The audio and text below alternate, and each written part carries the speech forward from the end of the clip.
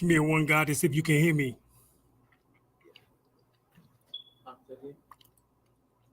Talking to the class.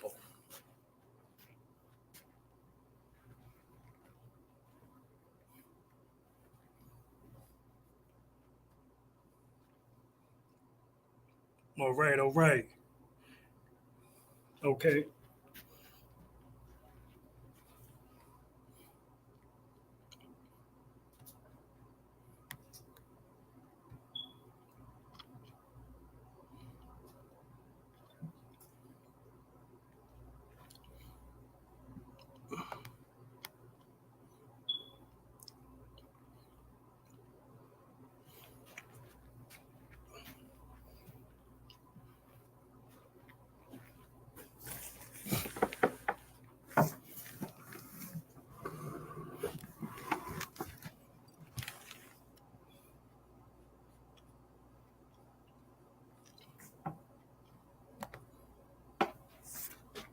Okay, hopefully that's good enough. Peace, Brother Antonio, Flaming Dragon, Brother Elijah Bay, Ice Storm, Deshaun. All right, Alim El-Bey, no doubt. All right, HIM, the poet. Ashai. Peace, peace. Minister Supreme El-Bey. All right, all right.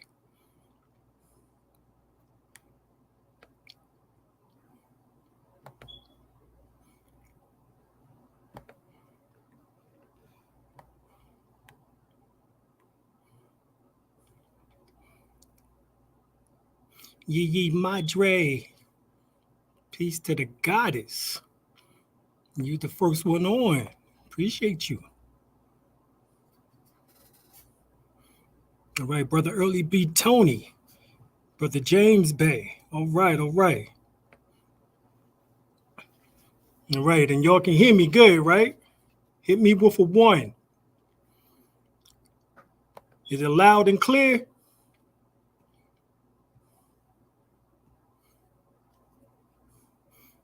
All right, Hope L. Thank you, thank you. Peace, goddess. All right.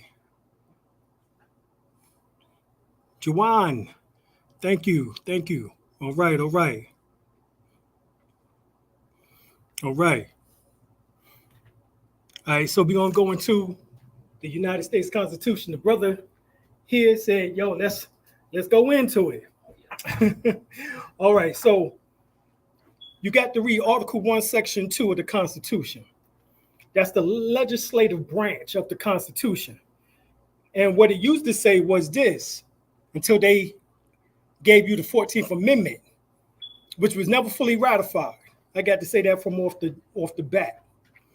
But representative and direct taxes shall be appropriated amongst the several states which may be included within this union, according to their respective numbers, which shall be determined by adding to the whole number of free persons, including those bound to service for the term of years, and excluded Indians not taxed and 3/5 persons. So 3/5 persons and Indians were not supposed to be taxed. Period. That's according to the Organic Constitution. All right, 1789 to 1791, when it was fully ratified.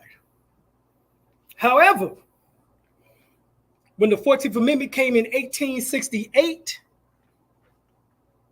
all right, they added in the 14th Amendment, Section 2, which they claimed was fully ratified, and it was not fully ratified by 28 states at that time.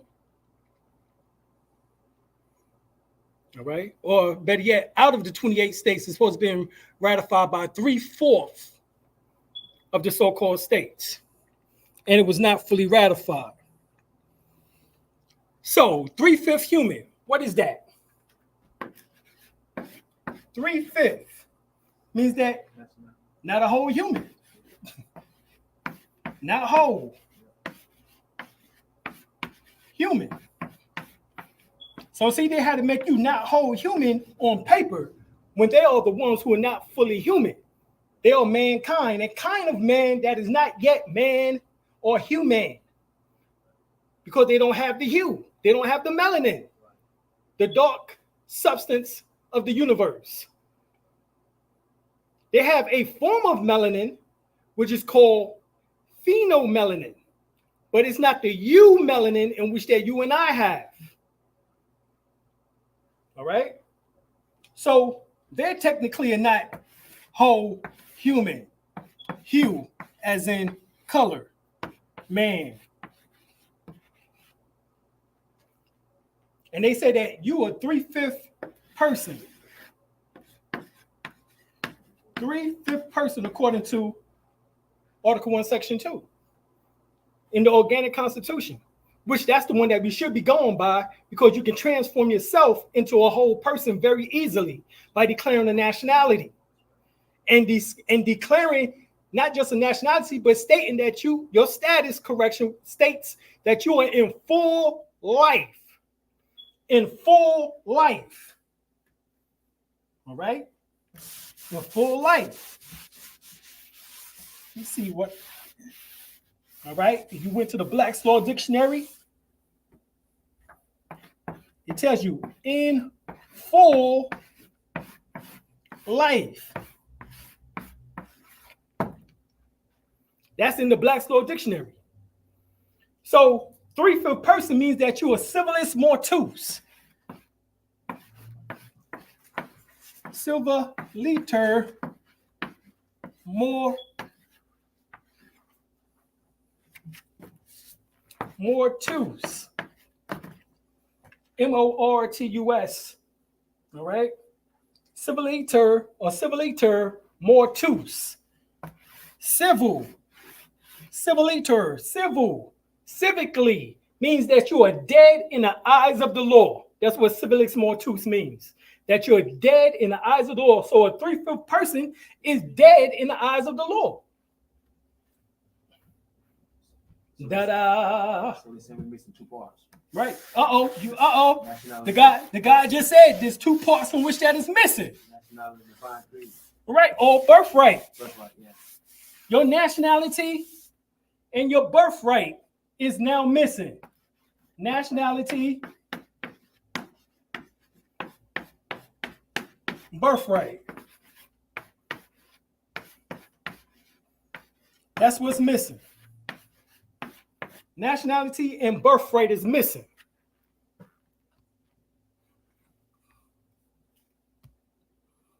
Nationality and birthright is missing. In order to make you no longer 3/5 person, but in full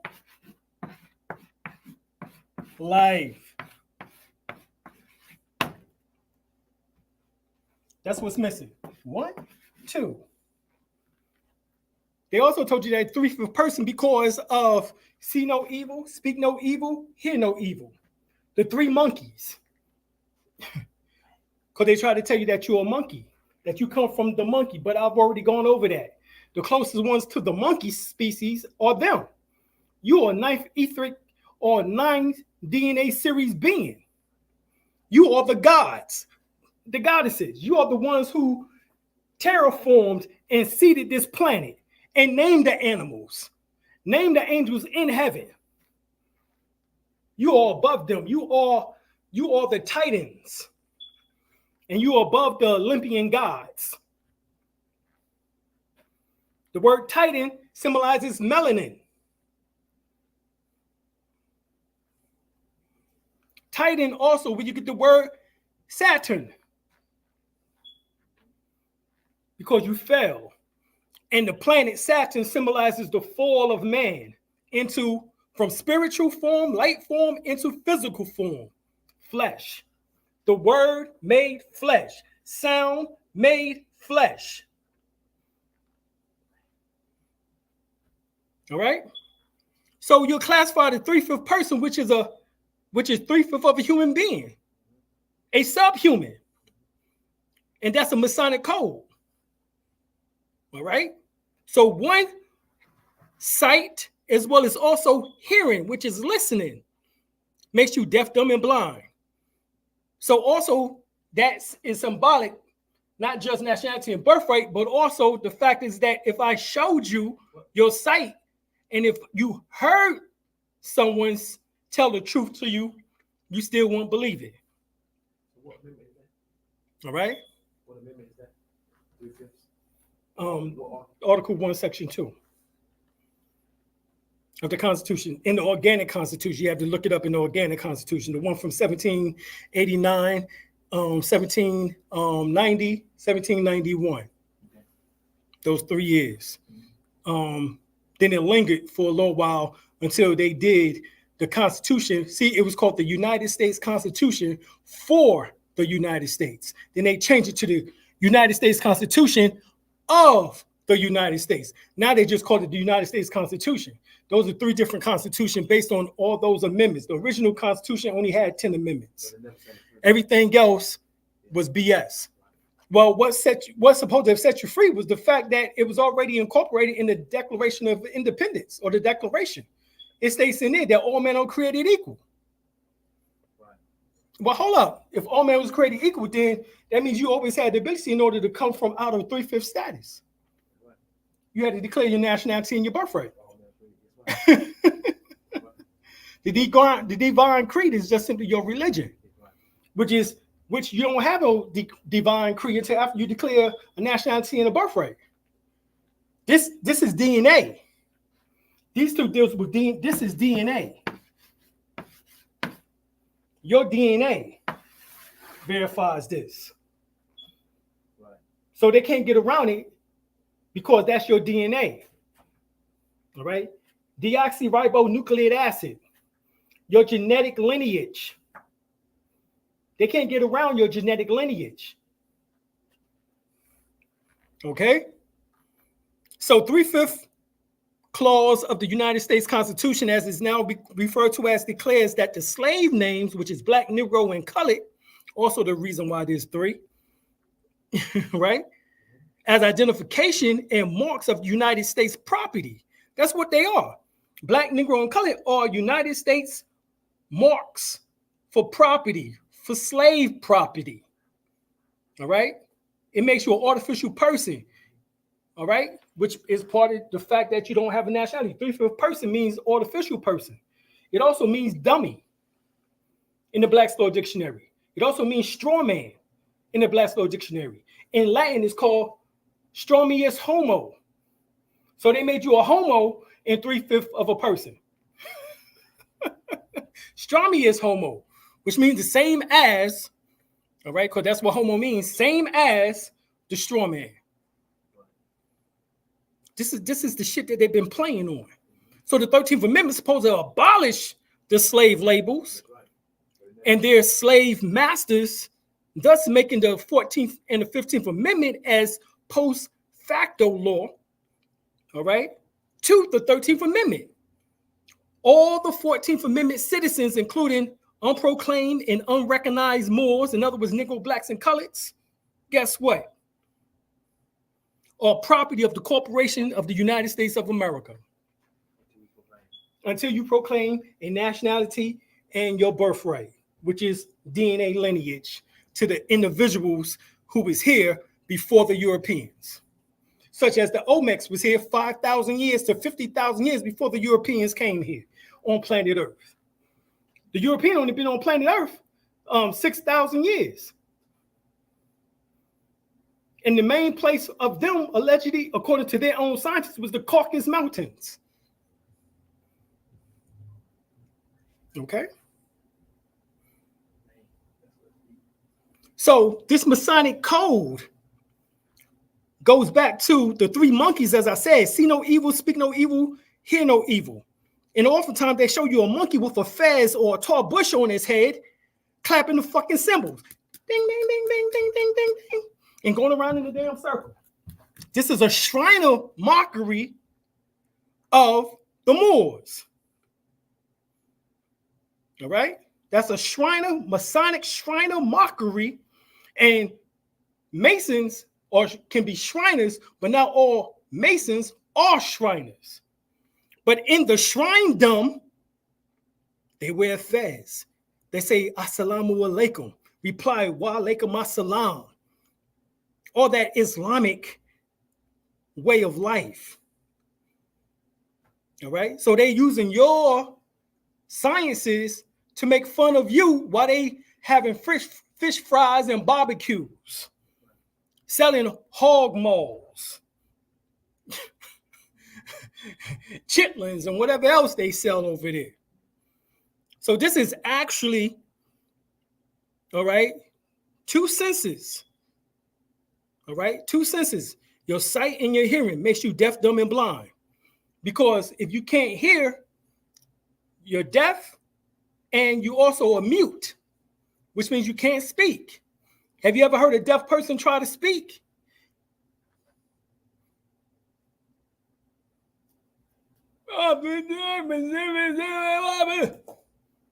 You don't have an idea what they're saying. So you need a pen and paper with you in order to write it down. How I know? Because I grew up with my cousin who was completely deaf. Okay? So this is what transpires. So they call you the Gohim in Hebrew. You know what Gohim means in Masonry? It refers to the uninitiated. You know what Gohim means in Hebrew? Huh? It means monster.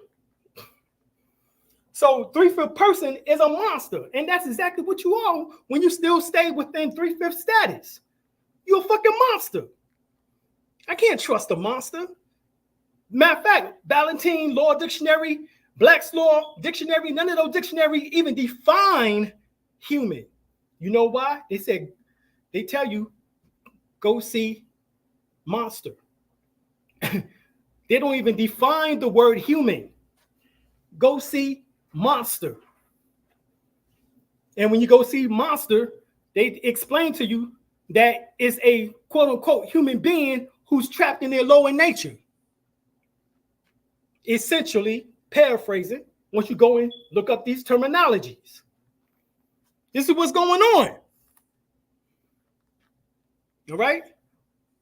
So Malcolm was trying to tell you the science behind speak on the civil rights versus human rights. All right? He was talking in full life, a human in full life. In other words, 5/5 of a person, which means whole. Which means a whole person, a whole being. In other words, a natural being, a natural person who's under divine laws of nature, who's under universal laws. Because as long as you're not defined as a natural being, matter of fact, Black's Law Dictionary, 7th edition states natural person, and the first word they use is indigenous. Natural person, the first word in definition of natural person is indigenous. Indigenous. So that means you have to declare yourself indigenous or a natural person with a nationality and birthright to make yourself 5/5 or a whole being in full life. I hope y'all getting this shit. You know what I mean? Because this is the importance of nationality. And they're not telling you this because they want you to stay in Negro, Black, and colored status. In other words, ignorance is bliss. A little knowledge is dangerous, especially for those who never learn from experience. Practice what you preach. Don't be a hypocrite. All fall short of the glory of Allah. Repent. None is made perfect in this sense. Need not to go to man to confess. All right? This is the science. I put that shit in rap form for you. You can't understand what the hell I'm saying. All right. So human rights comes before civil rights. Martin Luther the King was fighting for civil rights, but yet was not even recognized as a human being. He was not recognized as 5/5 or a whole being. He was not recognized as in full life being. He was not recognized as an indigenous being. He was not recognized with a nationality and with a birthright. He was still Negro, Black, and colored. Talking about we shall overcome. We shall over. Pop, pop, pop, nigga.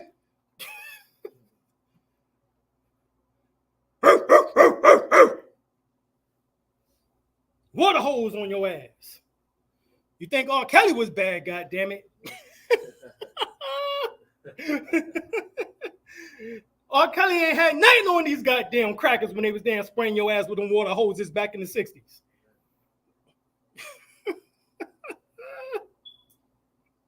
Okay? Get that shit right. Now, we know that human rights represents the rights to be a human being. As I already told you, Ballotine and Black's Law Dictionary don't define a human being. However, we know that you must be 5/5 whole or in full life. That's what we do know. You don't want to be classified as a monster. So you want to put in the affidavits, not a monster, not a goheen, not an artificial person, not a dummy, not a straw man, and definitely not a strawman's homo.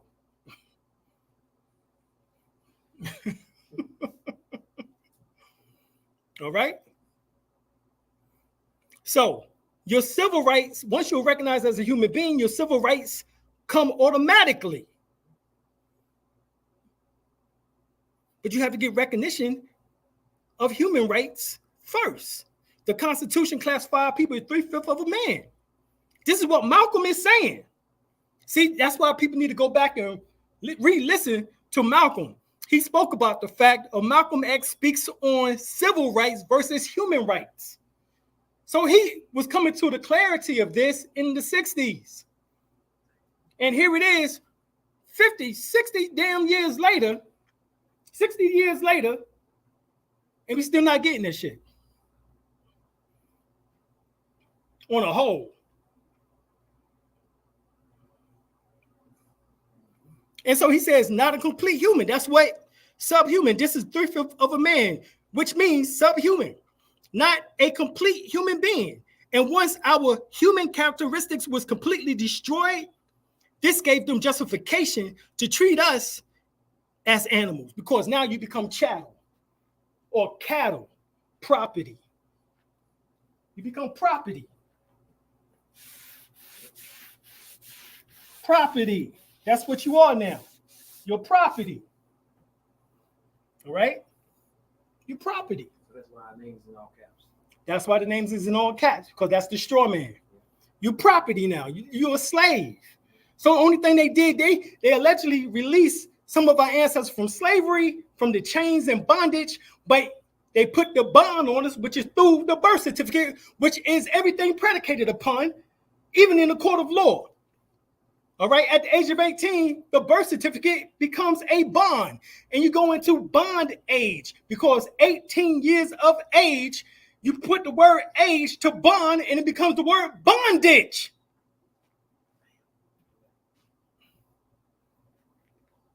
That's why the letters are in red on the birth certificate, symbolizing the fact that that is the bond number for that birth certificate. Hence, they have captured your ass, and now you are definitely 3/5 of a person, no longer a 5/5 person, which you wasn't at since you was in the hospital coming out your mother's womb. Your mother was the informant. She squealed on your little ass. Look up the birth certificate and look at the word informant on the birth certificate. It's right up under your mother's name. She squealed on your ass. Here he is. Here she is. And the hospital said, hold up. Yes, what's her full name? Okay, yeah, thank you. And they make a birth certificate right there to put their little asses in bondage and make them a ward of the state. And then it becomes fully realized at the age of 18. This is why they want you, as the men, for example, they want us to do a draft or selective service card. This is why at 18, they want us to begin to vote. Because now you become part of that 3/5 of a human being at the age of 18. Not that you was 5/5 to begin with, but now it becomes official at the age of 18. They gave you 18 years to correct this status, and you didn't do that shit. You didn't know. So they tricked your ass. This is what this shit is about. technology. Okay? That's what this is about. Trickaroon. Right? If you go and get the book, Where Do We Go From Here? Chaos of Community by Michael or Martin Luther King, he says, we're approaching a time now when the voice of the Constitution is not clear. We have left the realm of constitutional rights and we are entering the area of human rights. Even he started saying this shit back in the 60s. So him and Martin and Malcolm was moving closer together. And when the crackers saw them shake hands and smile and shit, they knew the shit was on. They had to kill both of them before they reached the age of 40, because 40 is the age of spiritual maturity. They was 39 years old, each of them. So they had to take them out at the age of 39. Because once they get past 40, most of the time you start settling down. You already got your life. You got your children. So you ain't out there damn protesting and marching and doing all that shit no longer. Even Martin was getting away from the goddamn nonviolent stance. Them niggas was walking around with guns. Okay? He started hanging out with Stokely Carmichael, known as Kwame Ture. Kwame Ture was talking about revolution, and Martin standing right there next to him. Yeah, see, this is shit you don't know. They were trying to they was going. Even Martin was trying to damn go beyond that bullshit. All right, so you go to Black's Law Dictionary and you look up the word chattel.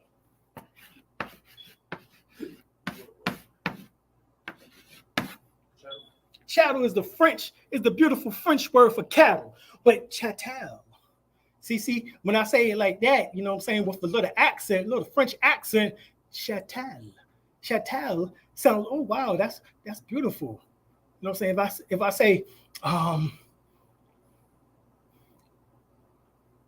let's speak a little bit of French right here.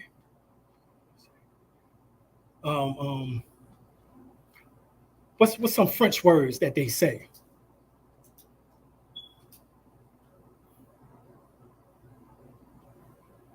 Might would just say barbecue français. Nah. They tell you it's barbecue. Nah. But chattel is the same word as English cattle. All right.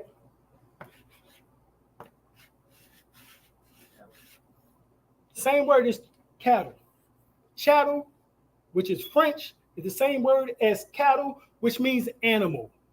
So you become chattel property with your birth certificate. Your birth certificate makes you chattel, makes you cattle, a herd, part of a herd, which means an animal or monster, which is 3/5 person. All right. Matter of fact, read the definition of chattel. It says a article of personal property, any species of property not amounting to freehold, in other words, someone who is free, or fee in the land, in other words, attached back to the land. So by them keeping you deaf, dumb, and blind as Negro, black, and colored, you're no longer attached to the land. And therefore, you're chattel property. They can do whatever they want to you. This is why they shoot like they just did the sister in the face when she said, I rebuke you in the name of Jesus. This is why they did that with the little brother, 17 years old, getting the iced tea and Skittles. All right. This is why they shot the brother in the car with his child and his mate right there in front of her. This is why, because you chattel property. The term chattel is more comprehensive than the word goods, as it includes animated, in other words, animals, as well as inanimated property.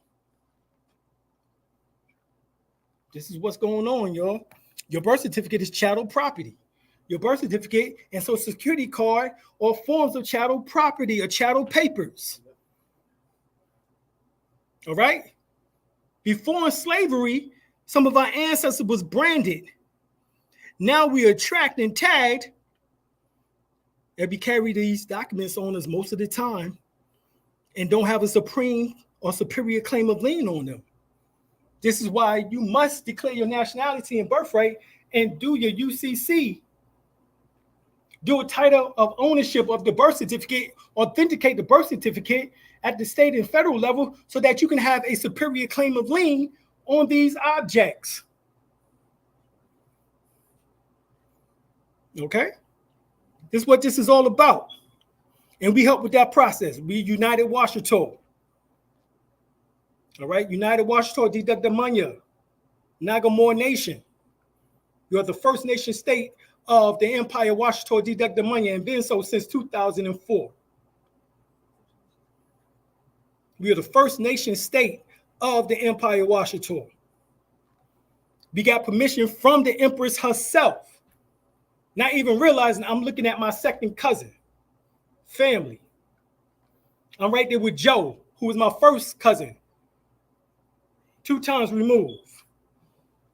Wendy, the present Empress of the Washington, is my first cousin, 1 time removed.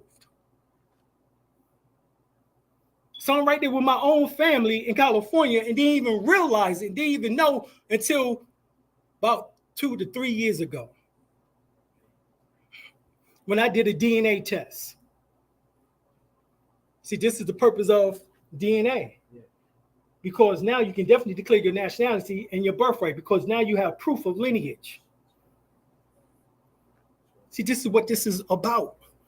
See, a birth certificate is also called a warehouse receipt.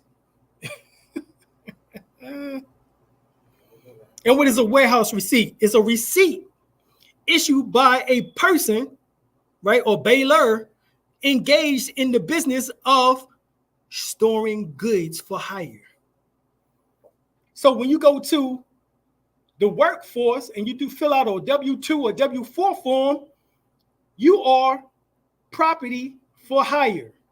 And that is proven by the fact that you have to do a contract, which is a W-2, W-4 form with that corporation as human resources. Remember, we just talked about human resources, or better yet, human. The word human means monster. So monster resources is stated as such. All right. So remember, chattel is more comprehensive than goods. You know what goods are? Goods means all things that are movable with a security interest attached. All right. This includes your unborn young of animals. I'm going to say that shit again. The unborn young of animals.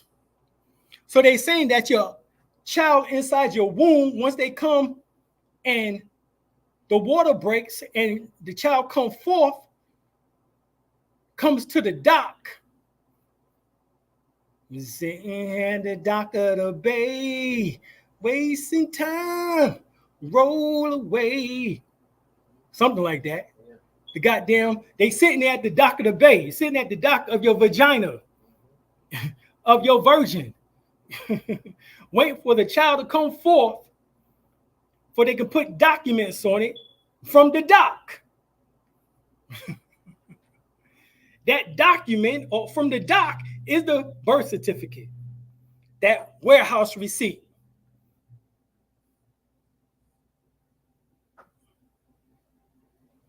Hopefully this is becoming clear. This is why they call you a Gohim. All right. When the Jewish people call someone a Gohim, they referring to someone who's a Gentile. Are you a Gentile? No, 60 to 65%, actually up to 75% of African Americans here in the United States actually are related and are descendant of the real Hebrews, the so-called Black Jews. In other words, they are Bantu, which means that they possess E1B1A. E1B1A. You said 65%. 60 up to 65 to 75% of the so-called native of the indigenous people here, so-called black people, are Hebrew Israelites.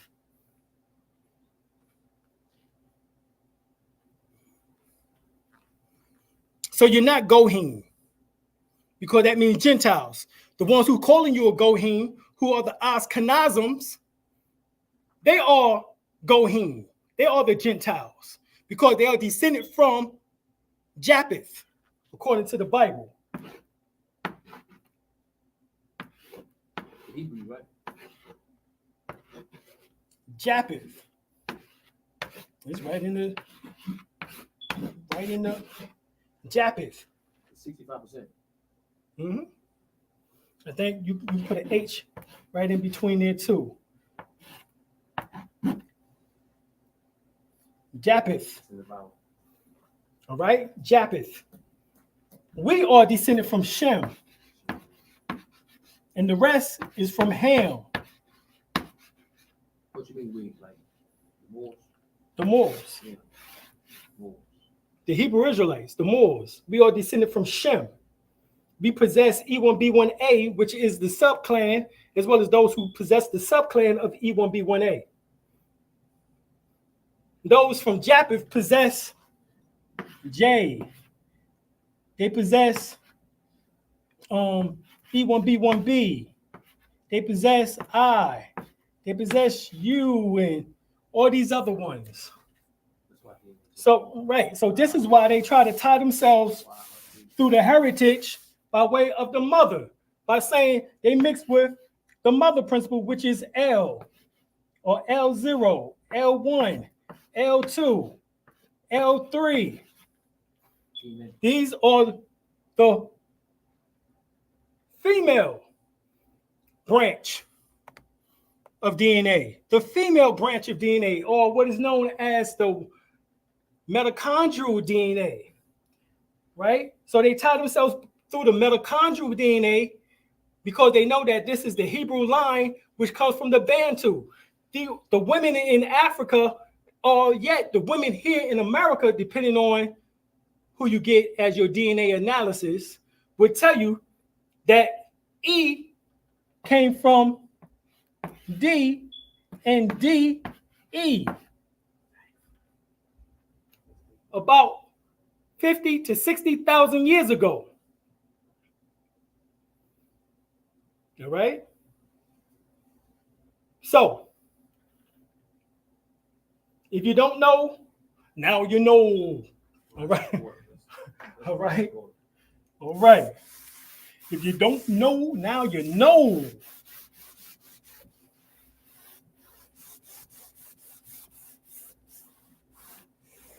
And let me say this. When I was on Sonetta's platform 3 years ago, and I was going over the E1B1A information, motherfuckers was telling me that I was crazy. I ain't know what the fuck I was talking about as far as genetics. Now all these niggas are saying the exact same thing on this channel. Yeah, because that's what they do. They bite my shit. I'm always ahead of y'all niggas. Because I had teachers. Y'all niggas ain't have teachers. So when we look up Gohim, it says a foreign nation. Are you foreign? No, you're not foreign. They the ones who came here to America. You already was here. Hence, they are the Gentiles. They are the troop of animals. All right? They're the Gentiles. They're the heathens. Right. So remember, I told you, look up monster in the Black's Law Dictionary or in the Ballantine Law Dictionary. Guess what monster is said? It says a human being by birth, but in some parts resembling a lower animal. What part do you think that they resemble a lower animal? It got to be talking about your phallus. Because that's what the white man is always being fascinated by, is the Negro penis. So because of that, you resemble a lower animal. That's what they're saying. Because you're larger than they are, naturally. All right? It says a monster have no inheritable blood and cannot be heir to any land. So as long as you letting them define you as Negro, Black, and colored, you are non-inheritable. You have no inheritable blood and cannot be heir to any land. This is what they say. Look that shit up. I'm not playing. None of these dictionaries define human being, only monster. So basically, there's nothing worse than a slave with an ego. Brother John McCoy told me that shit like 20 years ago, and I've been using it ever since.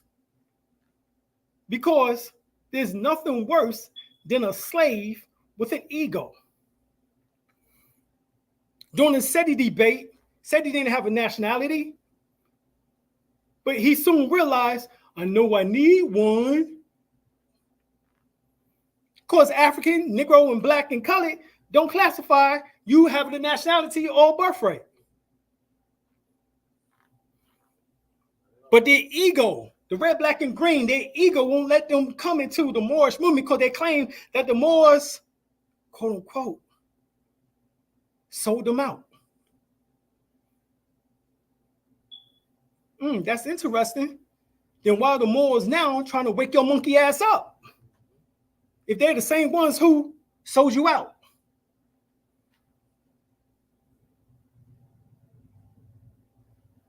The strongest movements within the last 30 years have been the Moors.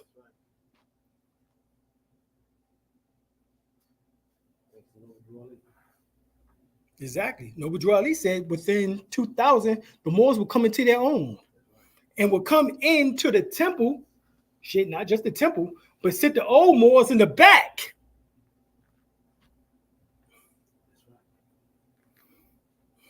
Well, I'm one of them new Moors. In fact, Prophet Noble Drew Ali is my first cousin, 4 times removed. So this is DNA right here. This is for more DNA, nationality, and birthright connections. See, you must know the difference between a slave and free. See, read the definition of Black's Law Dictionary about slave. It says a person who is wholly subject to the will of another. That first line right there wrecks everything. You're either going to be a slave or you're going to be free.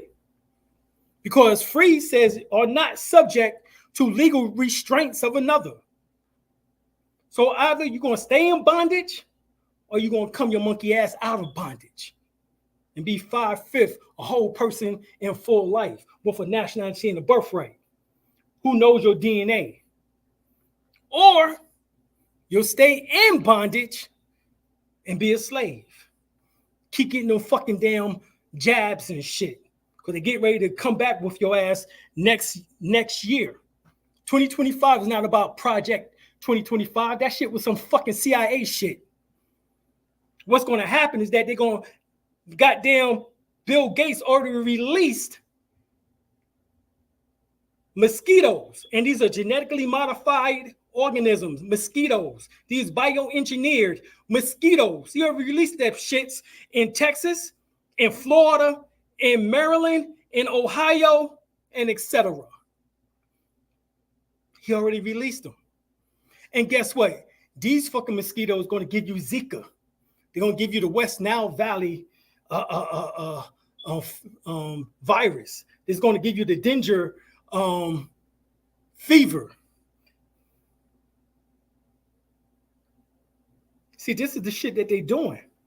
And of course, they're going to come up with the name. Right now, they just got all these different names because this is all the shit that they told us over the last 20 years that they was going to do. The West Nile Valley. Oh, the Zika. Oh. And see, Bill Gates with his wife already told niggas, well, y'all might not believe the first one, but y'all gonna believe the next one. He said that shit. Oh yeah, he said that. So when you also look up in Black's Law Dictionary, Negro, it says the term Negro means necessarily person of color, but not every person of color is a Negro. The word Negro also means a black man, one descended from the African race and does not commonly include a mulatto. So this is what they was calling you from the 1900s to 1930. And then they got an individual by the name of W.E.B. Du Bois, the founding father of the New York chapter of the Boule, who went against Marcus Garvey trying to take your ass back to Africa, which there was no problem with that. But Marcus Garvey was saying if the gold is good for the Rockefellers and the diamonds and the oil was good for the Rockefellers and the Rothschilds and the rest of them, he said, you need to take your ass over there and get you some damn resources so that you can bring it back here so that you can damn do what you need to do for yourself. And there was nothing wrong with that. He did not want to take every Negro that was here back to Africa. I promise you that. Taking these lazy niggas back to Africa to do what? Now, he wanted the best minds in order to galvanize, to go there in order to get the resources, because the European was there stealing the resources. You might as well damn go and get the resources for yourself. Black person, according to the Constitution and laws, must be taken in a generic sense. So black person is generic. That's a generic term. That's not the term in which that explains who you are. Color means an appearance, a semblance, stimulant chrome, distinguished from which is real. So the word color don't even prove that you're real. So here it is. You got organizations such as the Negro Advancement of Color People, the NAACP, the Negro Advancement Association of Color People. And it tells you right in the definition that the word color it's not real. And it said it's a word also means black or dark color of the skin, showing the presence of Negro blood.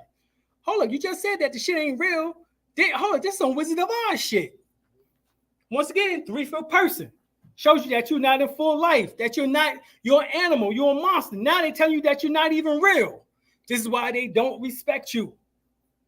Because you don't read, you don't study, you don't put this shit together. This is a fucking puzzle.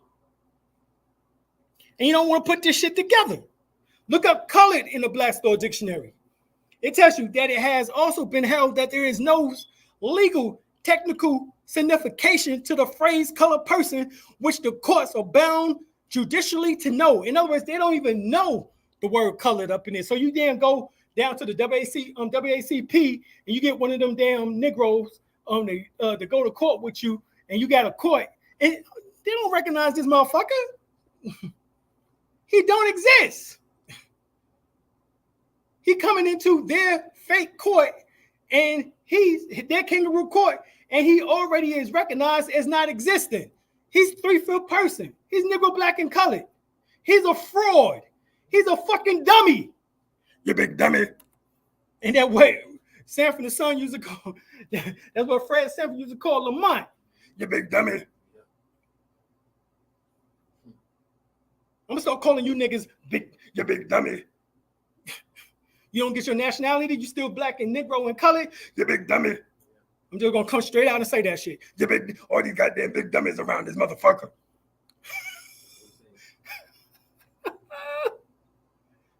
And that takes you right back to Dred Scott versus Sanford. Just went from Sanford and Son, and Fred Sanford was from St. Louis. Well, hold up. Dred Scott versus Sanford happened in St. Louis. Yeah. That's no coincidence. They were saying Dred Scott was a big dummy. Yeah, Dred Scott. D-R-E-D. Scott, S-C-O-T-T. So you read the Dred Scott case. A free Negro of the African race, Negroes of the African race, what the fuck is that? Whose ancestor was brought to this country and sold as slaves, is not a citizen within the meaning of the Constitution of the United States. So what is he? Oh, he's 3/5 person. Because he's a big dummy. It says that he's so far inferior that he has no rights which the white man is bound to respect. God damn. They just put it out there for you. Why? Because you're a big dummy. You're a minor. Yeah. Means you're infantile. You can't think for yourself.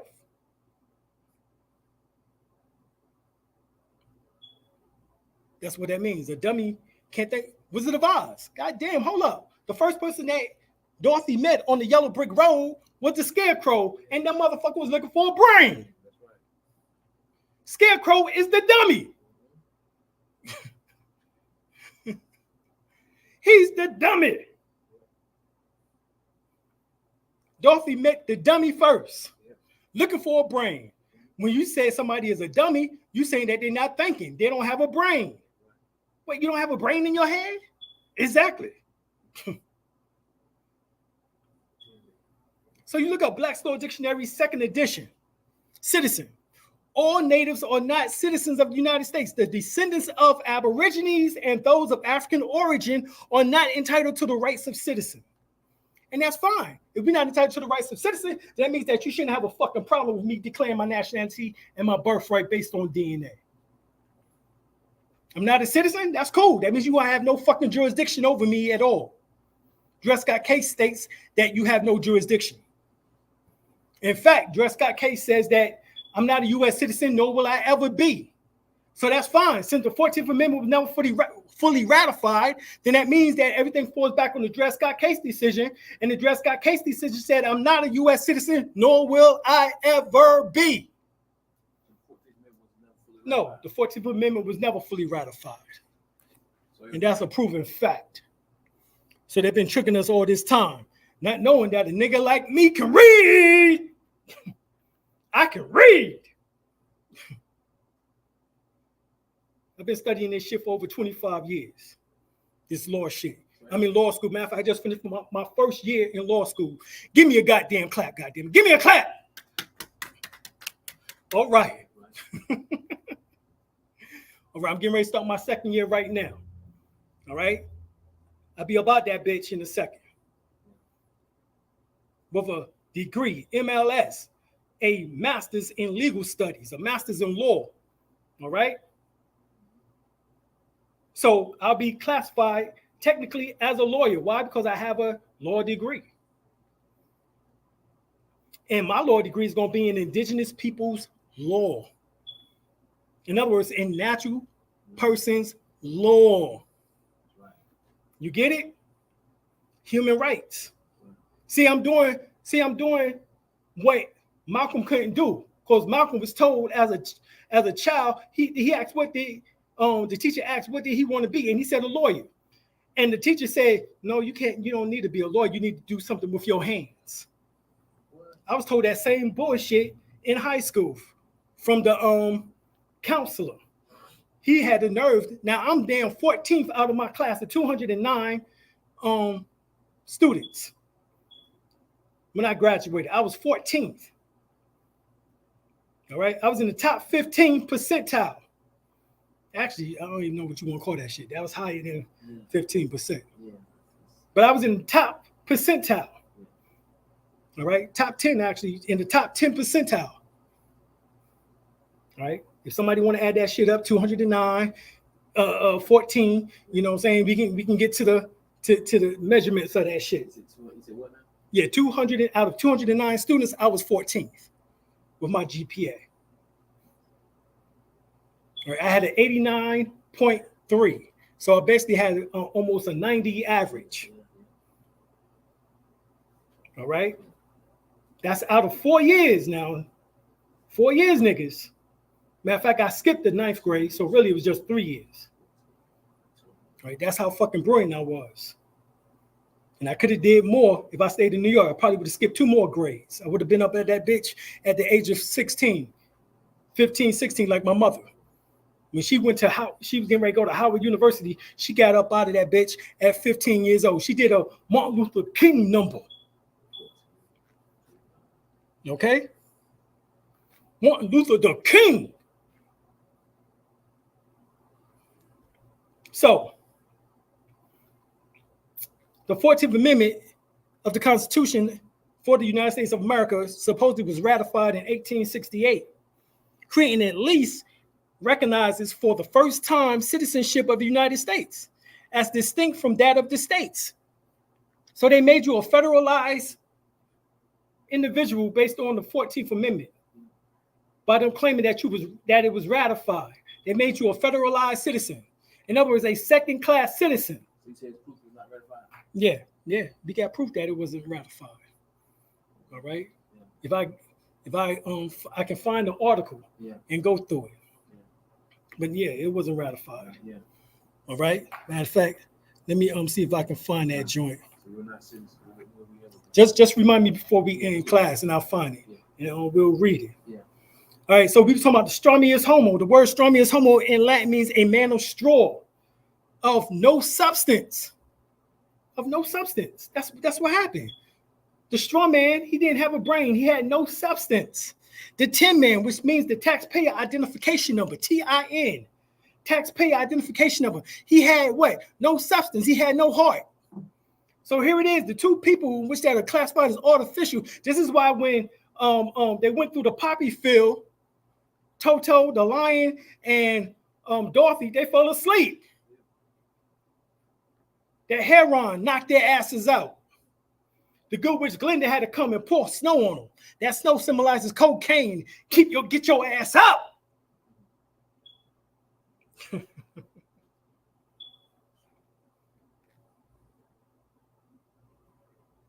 But the crazy part is that the dummy, who was the straw man / the scarecrow, he was coming up with all the fucking ideas. But yet he didn't have a brain. So what is a straw man? According to Black's Law Dictionary 6th edition, a front, a third party who is put up in name only to take part in a transaction. In other words, he's a buffer. He's a tool. Throw that nigga up in there and he'll take the blame for all of us. That's a dummy. That's a straw man. That's a tool. So that's what they do. They make your name in all caps as the buffer and then blame you. You did this. You did this, Billy.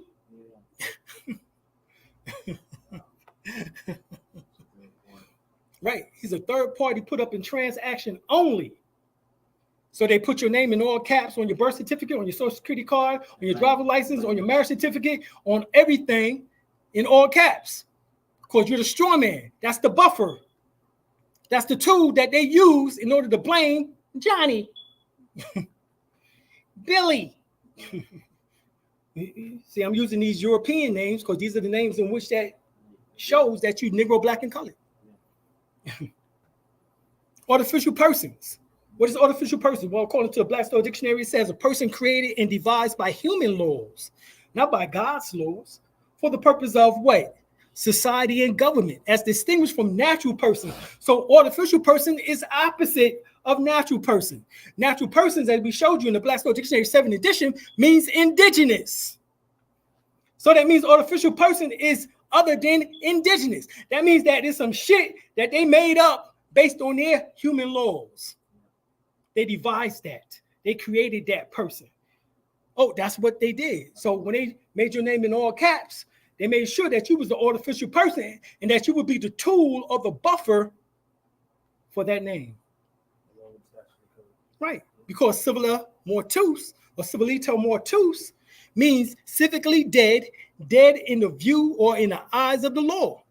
This is condition of one who has lost his civil rights. This is why Martin Luther King was fighting for civil rights. But you got to be recognized as a human being first before you fight for, because they had human rights. The Declaration on the rights, on the Declaration on Human Rights, which came out in 1948. 80 years later, from 1868 to 1948, they had to come up with a way in order to give you the opportunity to come up out of that state of servitude. You never took it.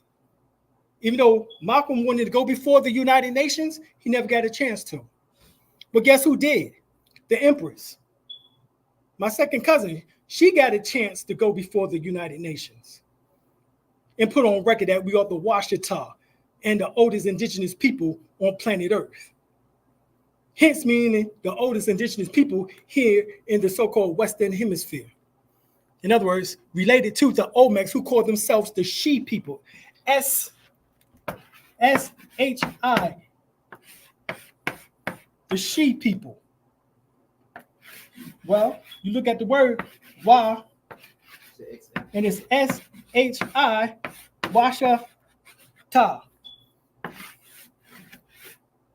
Oh, the She people of the land.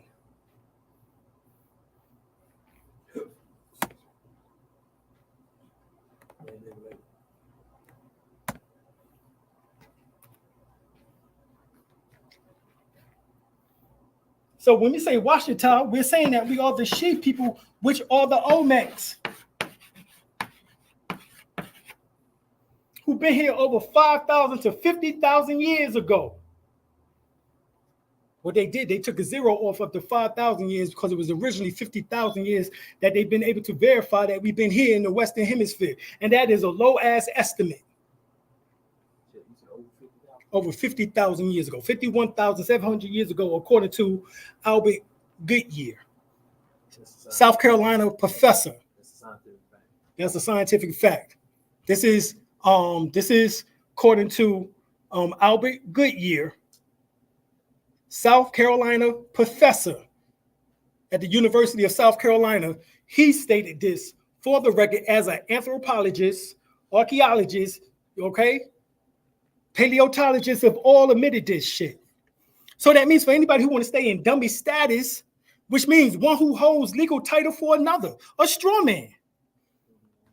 So your name in all caps holds legal title, which is the dummy, which is the straw man, for the real person, which is the natural person, the indigenous person.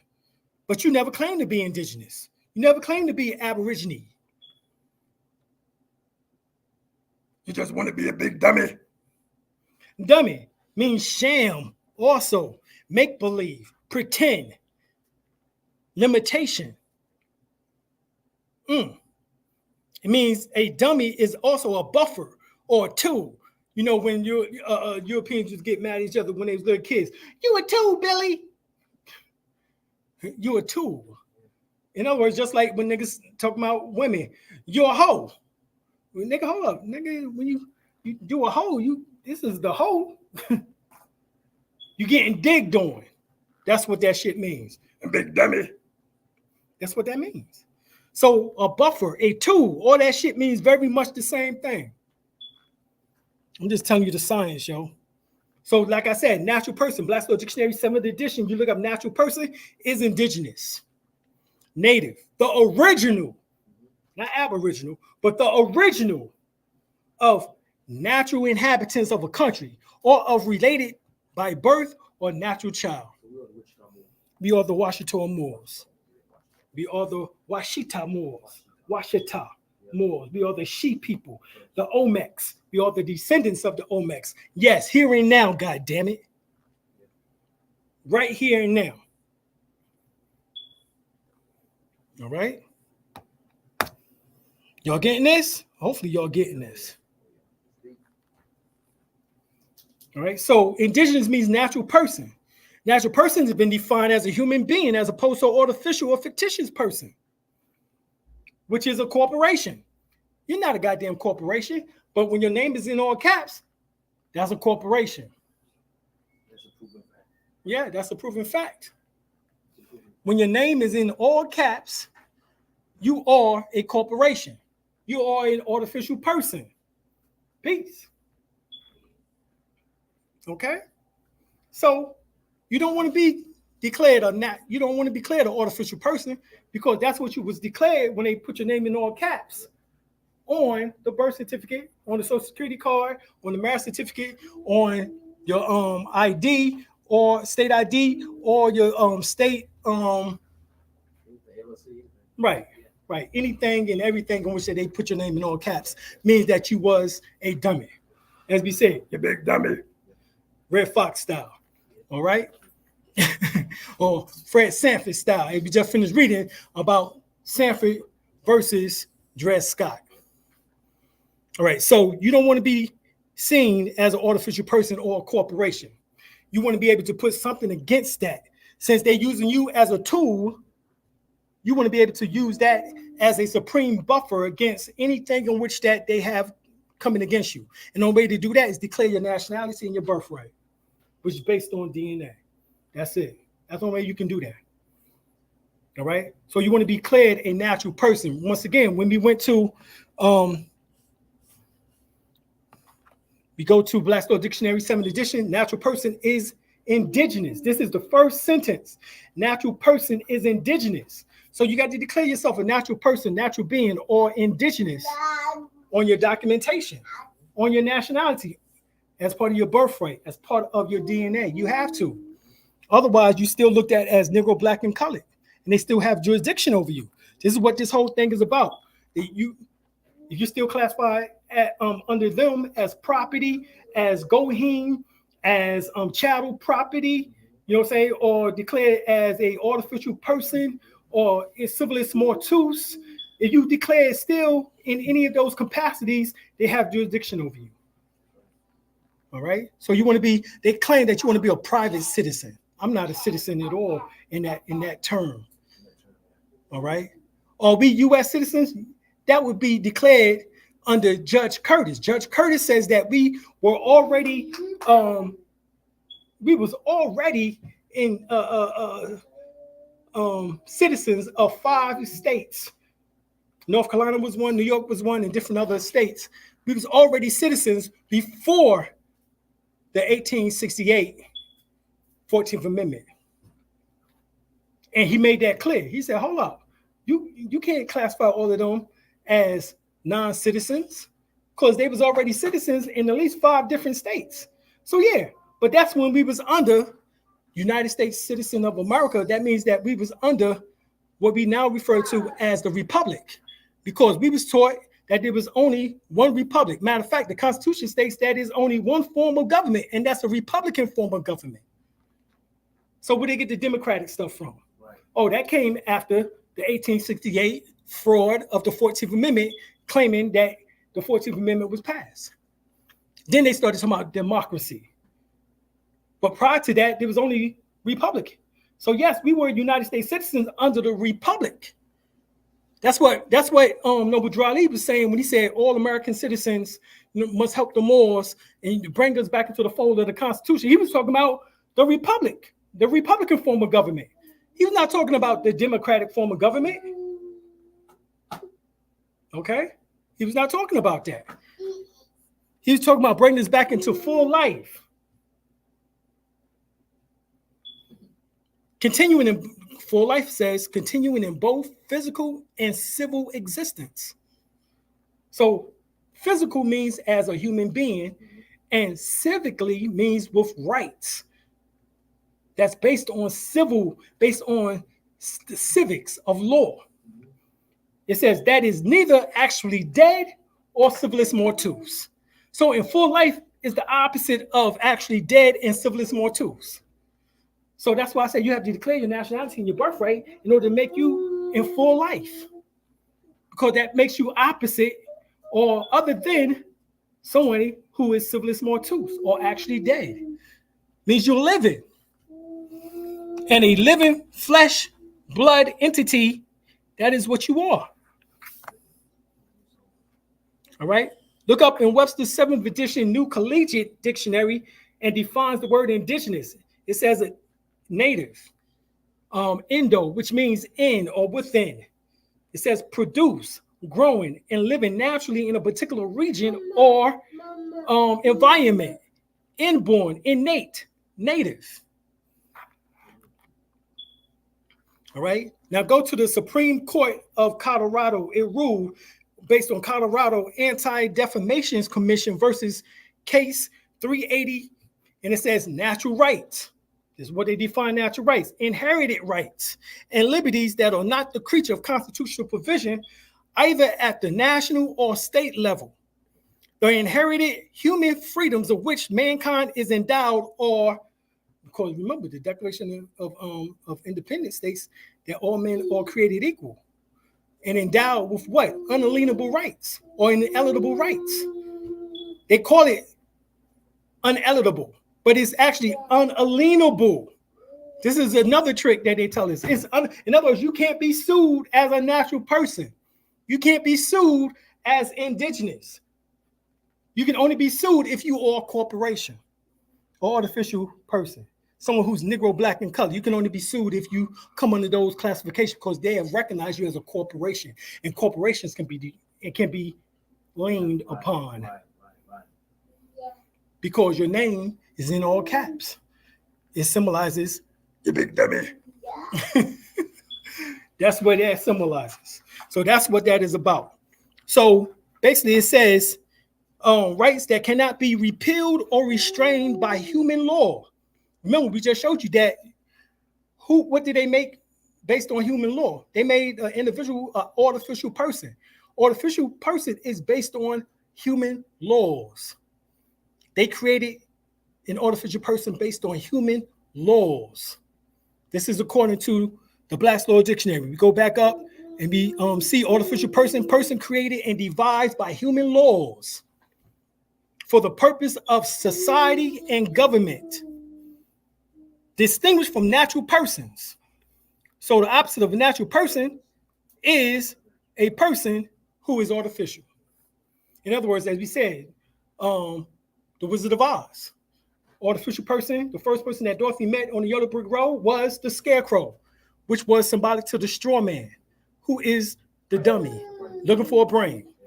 The next person she met on the Yellow Brick Road was the TIN, or taxpayer identification number, which is Social Security card. So the birth certificate and Social Security card was the first two people she met on the artificial on the Yellow Brick Road, which symbolized gold, or in this case, food gold. In which she's supposed to skip all the way to the on the Yellow Brick Road all the way to the Emerald City, which symbolized the Federal Reserve Bank, another artificial entity. This is what this all symbolizes. Okay. So, human rights, natural rights, all right, or rights which they cannot be repealed or restrained by human law. So yes, you are above the law if you recognize yourself as a natural being, as a natural person, as indigenous. Because the laws in which that they talk about is statute, codes, rules, regulations, ordinances, and policies. And you are definitely above all of those. Statute, codes, rules, regulations, ordinances, and policies, you are above that. That's what they call law. That is not law. The only law is the Constitution. That's it. Those 7 articles and those 10 Bill of Rights.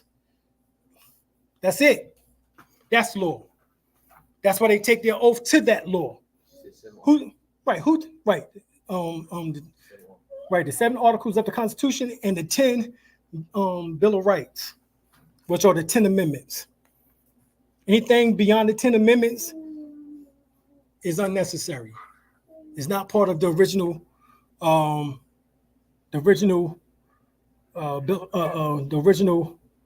Constitution for the United States of America. Okay, so that's another trick that they've been using.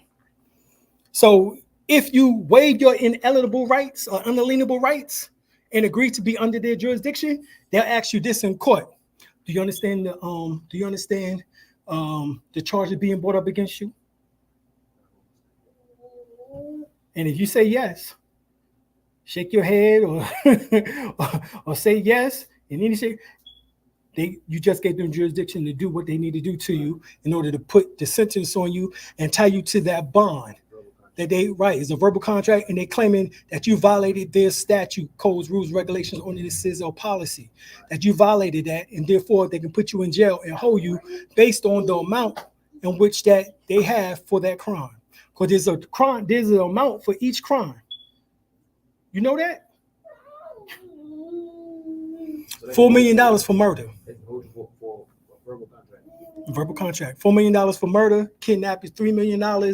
Burglary is $2 million. Yeah, it goes like that. Right. You broke the statute. You must pay.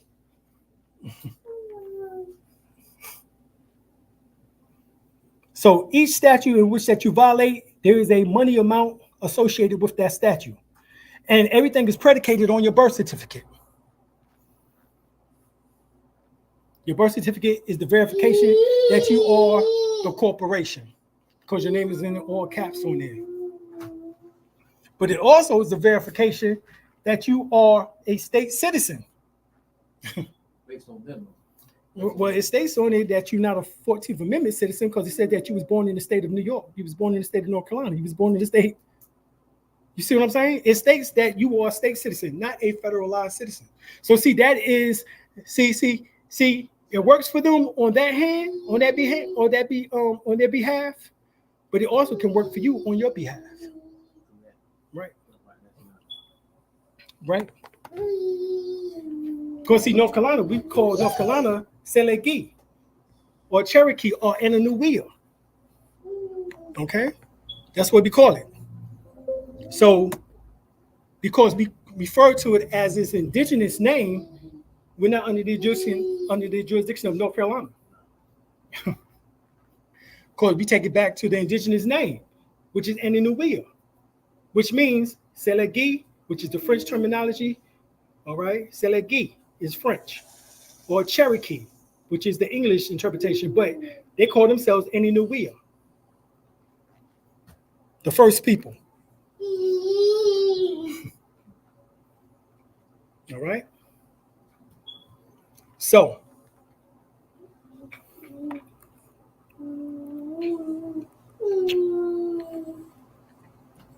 now we go to Dilemma versus Bidwell.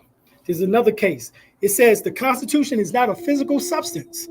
It is in the nature of a grant or power of what would be termed in private law a power of attorney.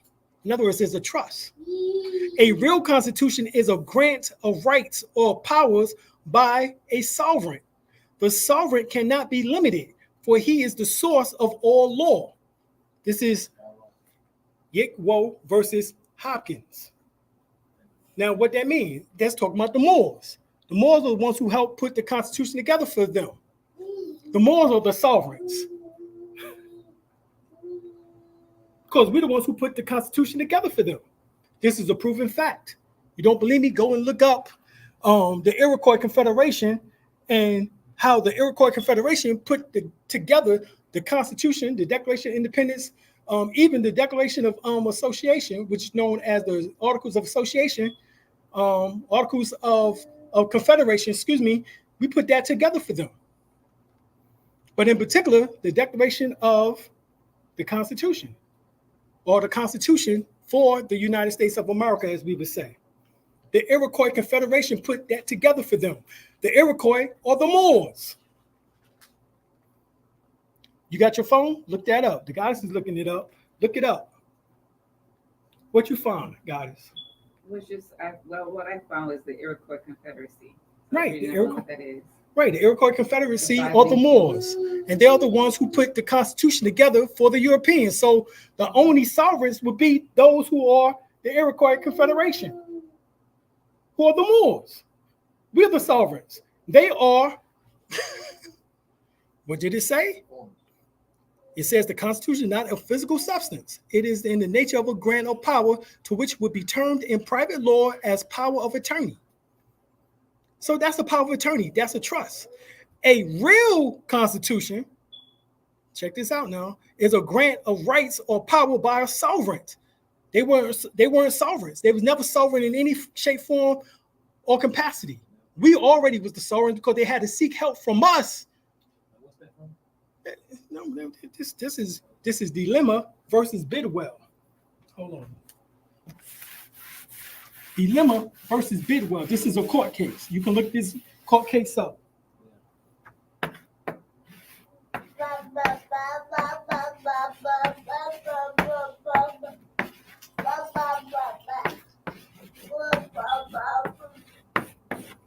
Dilemma versus Bidwell.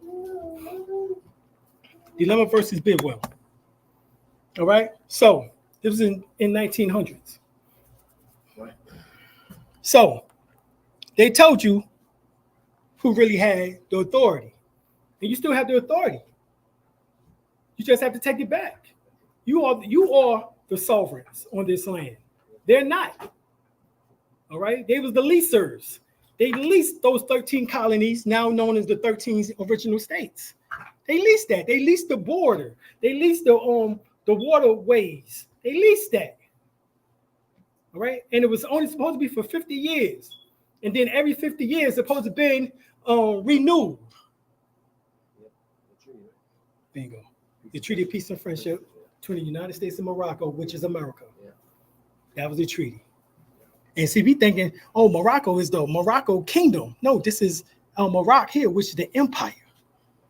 And the Sultan resided in the Bronx, New York. And how do we know that? No, that was the formation. That was the Moorish Empire. He was the head of the Moorish Empire. His name was Muhammad ibn Abdullah Bey. And he was the head of the Moorish Empire, which was basically all of this. And he was the head from north, central, south, in the adjoining islands. And how we know this? Because George Washington wrote him a letter, and the letter didn't go to Morocco, the kingdom in Africa. It went to New York City. That's how we know that the person in which that he sent the letter to was Muhammad ibn Abdullah Bey, and he was the one who actually signed. Muhammad ibn Abdullah Bey signed the Treaty of Peace and Friendship between the United States and Morocco. So he was the only sovereign. He was the head of the Iroquois Confederation, as they refer to it as. He was the head of the Algonquin Confederation. All right, the Algonquins, the Iroquois, all of them was the same people. They got us dividing that shit up. It was all the same people. And he was the head. You don't believe me? Look up Cherokee, which is the Iroquois, which is the Chickasaw. The Cherokee or the Iroquois, which is the Chickasaw. The Cherokee. And guess what? The Treaty of Peace and Friendship was signed on the Delaware River. Yeah, the Delaware River. Not in Morocco kingdom. Not in the kingdom, but it was signed right on the Delaware River. Do me a favor, look up Cherokee signed Treaty of Peace and Friendship on the Delaware River. Put that in the engine search. And tell me what you get. Queen says she won't let you do it this time. Cherokee signs Treaty of Peace and Friendship on the Delaware River.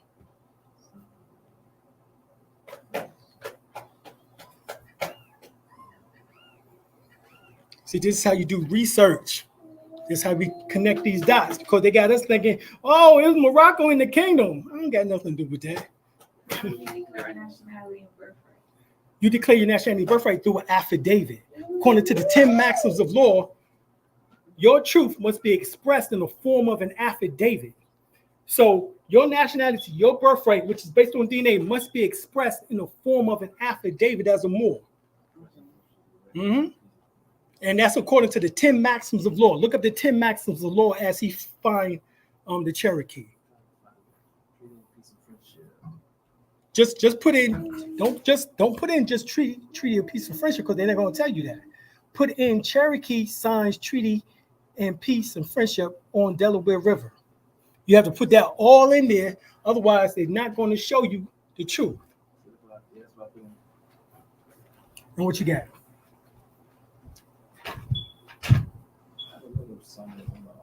Yeah. So basically, it was agreement between Morocco and the United States. No, agreement between the United States. Here, right? Right, the United States and Morocco, which is America. Of what? Between peace and friendship, which means that they had the right in order to utilize the waterways for import and export. Right. We gave them permission to use the waterways, not to take over the whole goddamn. Not to take over the whole. Right. Oh, Sure. okay. Right. A treaty between the United States and the Cherokee Indians signed that. Oh, let's see. Huh? It doesn't come up. It just says they signed several treaties They will show you everything. Oh, well, don't worry. I'm gonna find it. I'm gonna show you. over the years to establish. Oh yeah, I'll find it. Hold on, y'all, because we got to give it to you, because we ain't gonna be playing. All right. Yeah.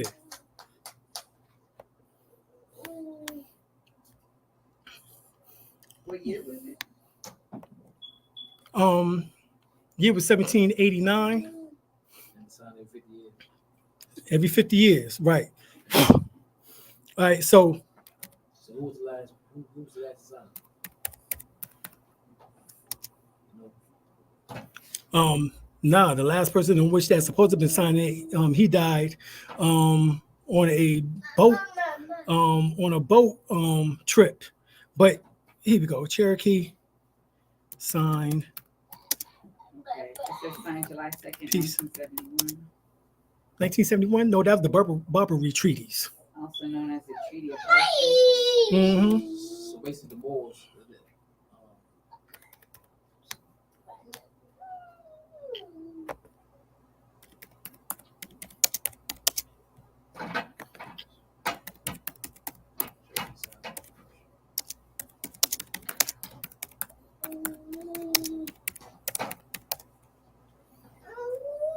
Basically, we gave them permission to use the water. Right. We gave them permission. Right. Exactly. We gave them permission to use the waterways. Exactly. You got it. Right. That's all waterways. That's just the waterways in the 13 states. What is now called the 13, formerly was called the 13 territories. 13 states. Right, now called the 13 states, the original states.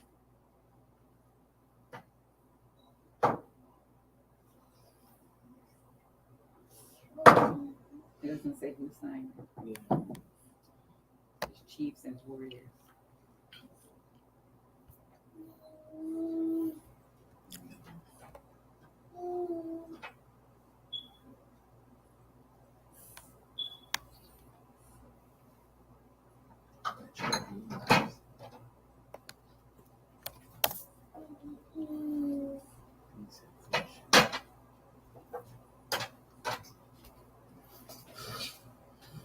Sorry, y'all, but I got to find it. Sorry, I got to find it. All right, so it's called the Treaty of Shechem-Amexem. This is right here. William Penn's treaty with the Indians of Great Treaty. So that was one treaty. And then they kept going on because that treaty gave them permission to even name Pennsylvania after William Penn. All right, later on.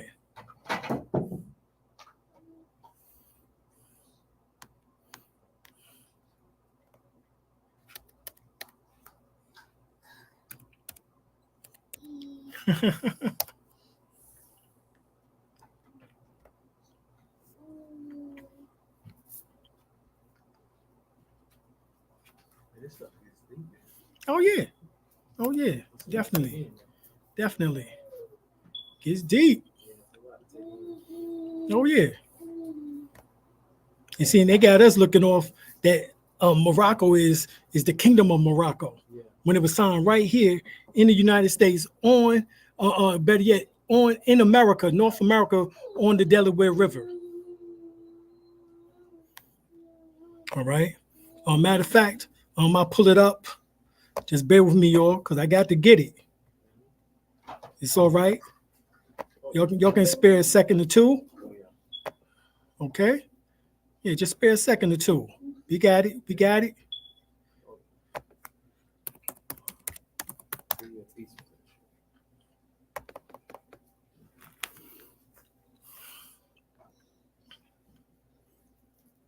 All right, it's pulling up now. Let me get to it. Just give me a second. I'm gonna read the article.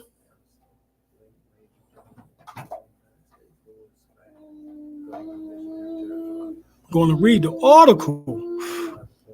Okay.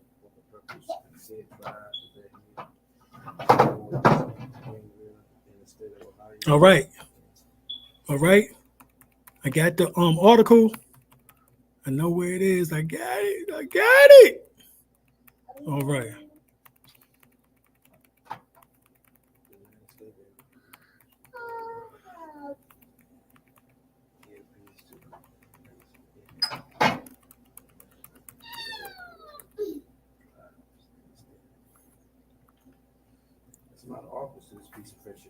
Oh yeah, because now that we know, they got to try to hide it even more. Yeah, I'm sure. Right, but even then, it's not the right article. Mm-mm. I'm gonna read the article to you because I got it. All right, but before I even get there, check this out. This is what I was telling you about tracing the origin of the Empire State. The Empire State is known as New York because you got the Empire State Building there, right? It says the Bronx was the seat of the empire. That's what it says. The United States was never an empire. It's never been an empire. So what empire is this that they're talking about? They're talking about the Moorish Empire. And they said the Bronx was the seat of the empire. Anybody who can read Washington's written references to New York as the seat of the empire in the letter to the Common Council of the city in 1785. The phrase seat of the empire of the empire has much currency in the early modern world. So he's telling you that the United States was known as the seat. Check this out. It says, but in any case, it seems that Washington was writing or speaking of New York City as the seat of the Confederation. That's the article. Tracing origin of. Yeah. How do you know what's real and what's right? How do you God, because the Spirit tells you. Because there's too many missing pieces, and when you find a piece in which that makes sense, then you know that's the piece that you need to make sense of this all. And so, who was the Confederation? The Iroquois Confederation. So it tells you that he was the head of the Iroquois Confederation, and he dwelled in the Bronx, New York, which was the seat of the empire, which the Iroquois Confederacy was critical to the America's emergence as a nation. This is another article. The Iroquois Confederacy was a vital ally of the British colonies in their rival with the French and was essentially to the British victory in the French and Indian Wars. The Confederacy was critical to the outcome of the war for American independence. No, for the United States independence, not America. So right here, it says, proposed in 1754 by Benjamin Franklin, early attempts at uniting colonies based on part of the Iroquois Confederacy, never adopted but served as a rough draft for articles and constitution. It says the Iroquois Confederate Constitution, called the Great Peace Law of Peace, granted freedom of religion and express as well as other rights later included in the United States Constitution. So who wrote the Constitution? The articles, the Confederacy. The Confederacy wrote. You don't believe me? Check this out. This is the House of Congress Resolution 331. This is what it says. Concurrent resolution to acknowledge the contribution of the Iroquois Confederacy of Nations to the development of the United States Constitution and to affirm the continuing government-to-government relationship between Indian tribes and the United States established in the Constitution. Whereas the original framers of the Constitution included, most notably, George Washington and Benjamin Franklin, and known to have greatly admired the concepts of the 6 nations of the Iroquois Confederacy. It says, whereas the confederation of the original 13 colonies into one republic was influenced by the political system developed by the Iroquois Confederacy, as well as many of the democratic principles. It wasn't democratic, it was a republic, which was incorporated into the Constitution itself. Whereas, since the formation of the United States, the Congress has recognized the sovereign status of Indian tribes and have, though the exercise of power reserved to the federal government in the Common Clause of the Constitution. Article 1, Section 2, which I told you about, we read that earlier, dealt with Indian tribes on a government-to-government basis and has, through the treaty clause, Article 2, Section 2, entered into 370 with Indian tribal nations. Whereas from the first treaty entered into with the Indian nation, the treaty with the Delaware Indians of September 17, 1778. Now, what is that? That is the Treaty of Peace and Friendship between the United States and Morocco, which is talking about Al-Morocc, which was here, the empire. And then it says the Congress had assumed a trust responsibility and obligation to the Indian tribes and their members. Guess what it says? That's right. Who else? And so let me come down and read the information. So here, the preamble Constitution for the United States of America says, we the people of the United States, in order to form a more perfect union. The word more perfect, it can't be more perfect. There's no such thing as a more perfect union. The word more was embedded inside there because we put it there in order to make sure that they remember who did this, who helped them, right? A more perfect union, M-O-O-R, even though it's spelled M-O-R-E. When you go to French, the word M-O-R-E is spelled in French M-O-O-R. It says it right here. It says, if you notice, all of the different variations of M-O-R remains consistent in sound and appearance for Black, Negroes, and etc. For those that believe more means black, the Spanish is black is not moro or moros, but Negro or Negroes. The French word for black and Negroes is not more or mori, but nur.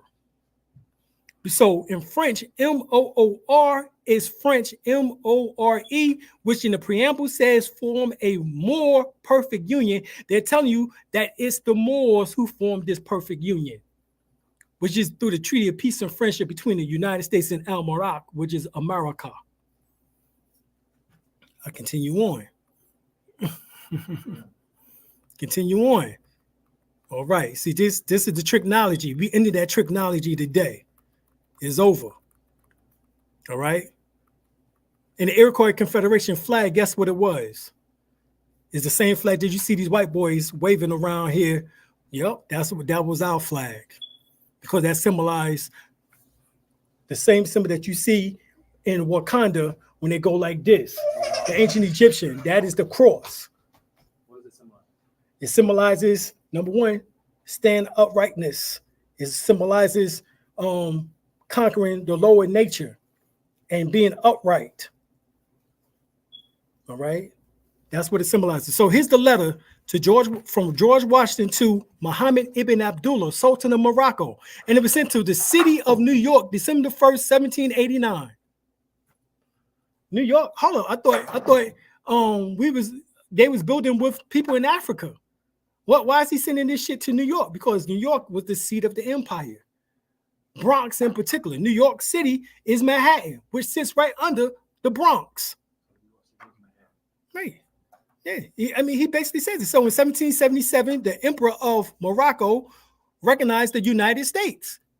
The Emperor or the Sultan of Al-Morocc, which is here, New York City, the Sultan, Muhammad ibn Abdullah, recognized the United States, the so-called 13 original colonies, and their use of the waterways, which was off the coast of what we now refer to as within each of the 13 states. So all the way from Georgia, all the way to Connecticut, them 13 states.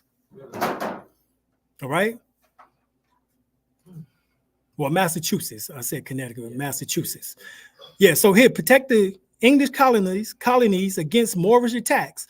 When the 13 English colonies declared independence from the English crown in 1776, the tribute between the Moroccan Empire and England no longer protected them. The Continental Congress sought to negotiate a treaty of peace and friendship with the sovereign grand commander of the Moroccan Empire, which was right here. All right. Now, you want to see actually how Sultan Saeed Muhammad ibn Abdullah Bey looked? Yeah. Here you go. This is him right here. Can you see? Mm-hmm. You can see it? That's him. Okay. That's who ruled here. Yeah, God, here. Come on, take a picture. Right here? Right here. These are the fake ones right here. Yeah, see, I'm not playing. I'm showing you who's who. And see, this is the thing. They can't oftentimes tell you who's who. Got it? All right. So, and for y'all out there, I'm gonna pull up my joint for y'all can see also. All right. So here, let's see, present, and y'all can tell me if y'all can see the screen. So they try to put a white image on it. Of course, they always trying to put a white image. Always. I mean, that's what they do. Muhammad. Right. This is Muhammad ibn Abdullah. Can y'all see the screen? Tell me something. He got dark skin. Of course. Look at them lips. Look at that nose. Y'all can see it? Look at his hair. Tell me, y'all. Hit me up with a 1. 1, 2, 1, 2. All right, there we go. Yes. All right. So this is Sultan Saeed Muhammad ibn Abdullah Bey. These are the fake ones that they show us here to the right. This is the brother here, as you can clearly see, is a Negro, as they would claim. But he was over the Iroquois Confederation. He was the Sultan of the Muslims here in America. Okay? The Moors here in America. Now, y'all don't believe that? Well, I'm going to show you something else. He gave him permission to use the waterway. He gave them permission to utilize the waterways, exactly.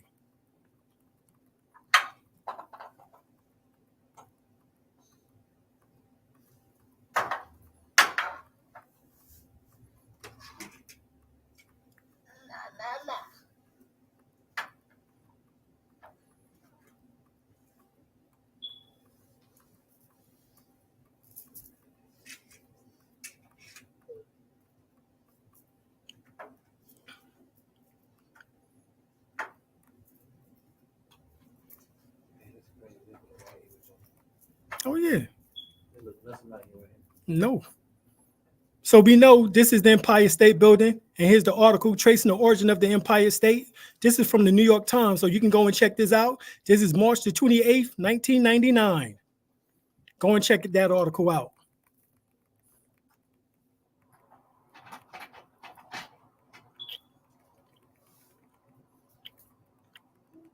It's history right there. Oh, yeah. Oh, yeah. We're not going to be playing. Yeah. Be tired of the foolishness, the nonsense. Yeah. We got to get this information out. That's right.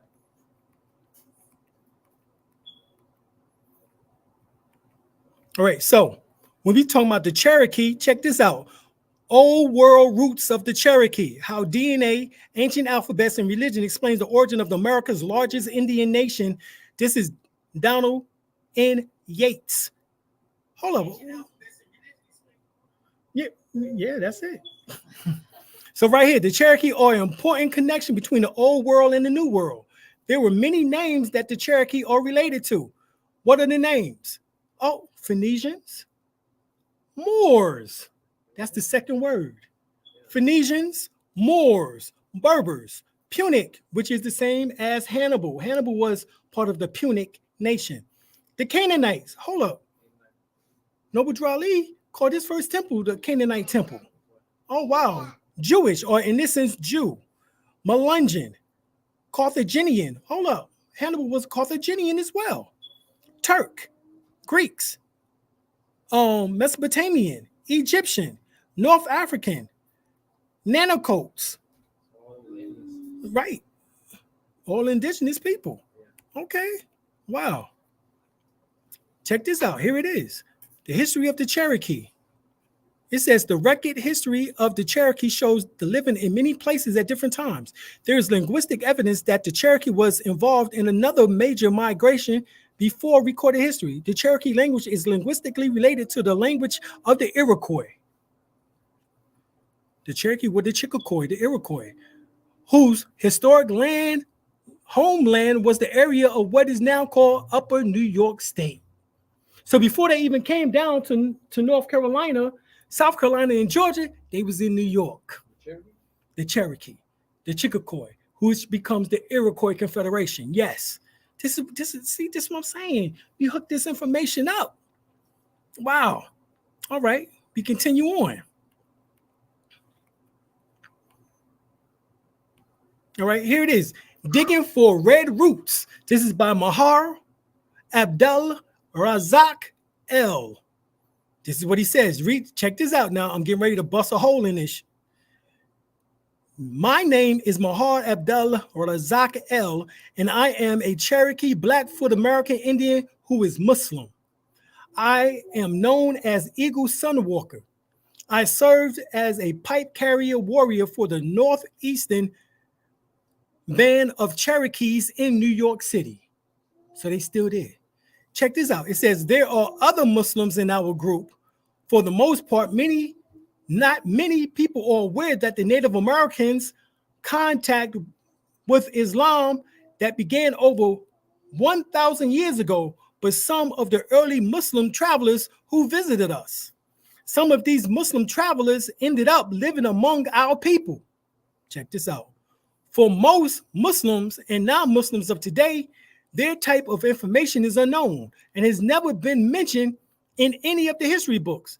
There are many documents, treaties, legislation, and resolutions that was passed between 1600 to 1800 that show, check this out, that shows the Muslims were in fact and were very active in the communities in which they lived.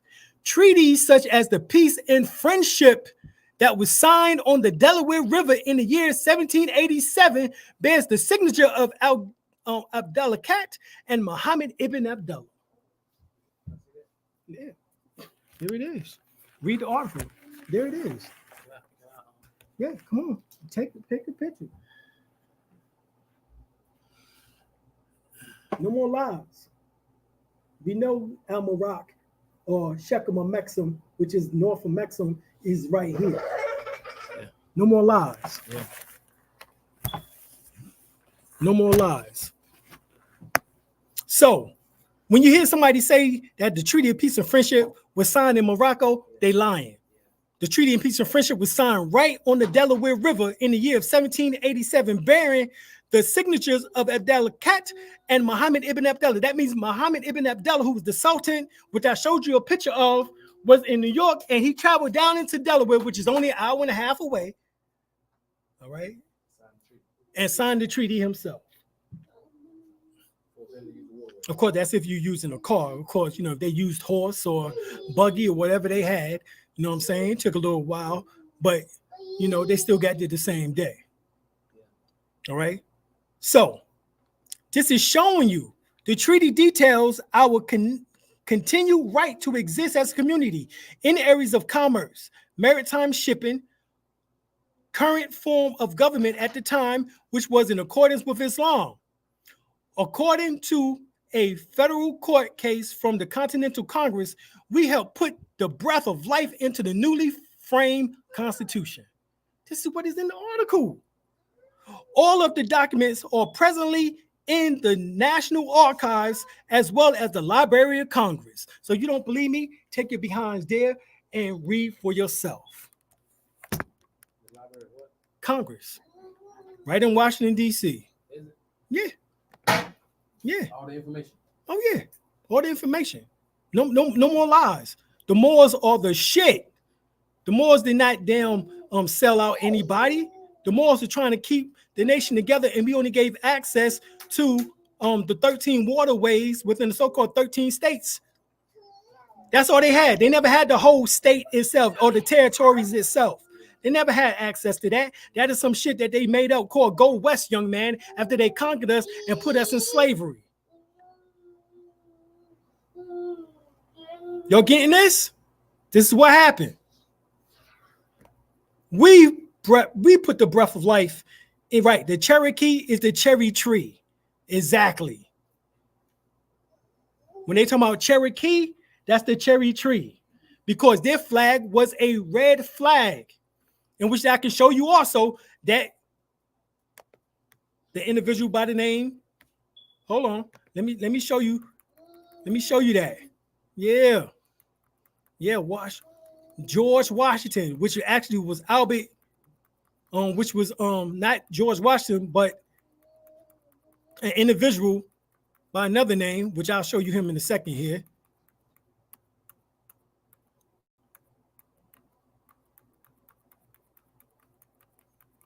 Just bear with me for a second. I got to get it. I'm thinking it was signed over there.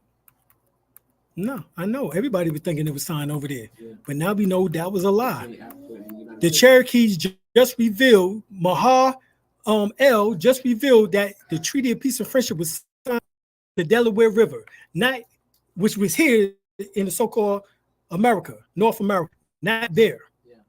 All right. So the fake George Washington, all right, who was the individual by the name of, let's see here, let me pull it up first before I start talking shiznick.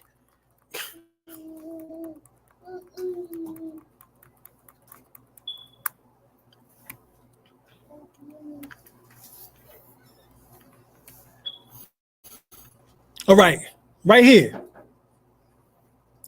Y'all see this red flag at the feet of George Washington? That is the flag. You see that? Can you see it? This is the flag. You see it, Goddess? What happened? It stopped. Did it stop? Oh, okay. It's just too big. Okay. But here we go. There you go. Slide it over. There you go. That's it. That flag at his feet is the cherry tree. The destruction of the Cherokee or the Selagi, which are known. Yeah, it's right here. Yeah. This is why he said, Father, I will not tell a lie. I chopped down the cherry tree. And it's allegedly he was at the age of 9 years old when he chopped down the cherry tree. 9 symbolizes, yeah, come on, take a picture. Yeah, we ain't playing. Yeah. I seen this a while back. Oh, yeah, I know. Yeah. But you had the key, but you never put this together. That's right. Yeah, I know. That's right. I got it. Yeah. I got it. Yeah, it's over now. Yeah. So if we will agree, this is what the fake George Washington said. His name was Westonton, not Washington, number one. His name was Westonton, all right? And he was Adam Weissoff. That's who this George Washington was. He was not the original George Washington. The original George Washington was killed off by Adam Weissoff, who was the head of the Bavarian Illuminati, and he came into America to infiltrate the Masonic lodges and institute his version of government, and became president of the United States, the first president. All right, so this was not the real George Washington or Jorge Washington. This was Adam Weissoff. All right. So it says, if we would agree to take the feathers and the turbans off the Moors' head and remove the sandals from their feet and enforce it with severe punishment, and to also swear a death oath between ourselves to religiously and faithfully not to allow anyone to teach the Moorish children who they really are. Too late, goddammit. who they were and who their forefathers were. To only allow the Moorish children to be taught that they were truly Negro, black people, and colored folks. George Washington. That's what was said.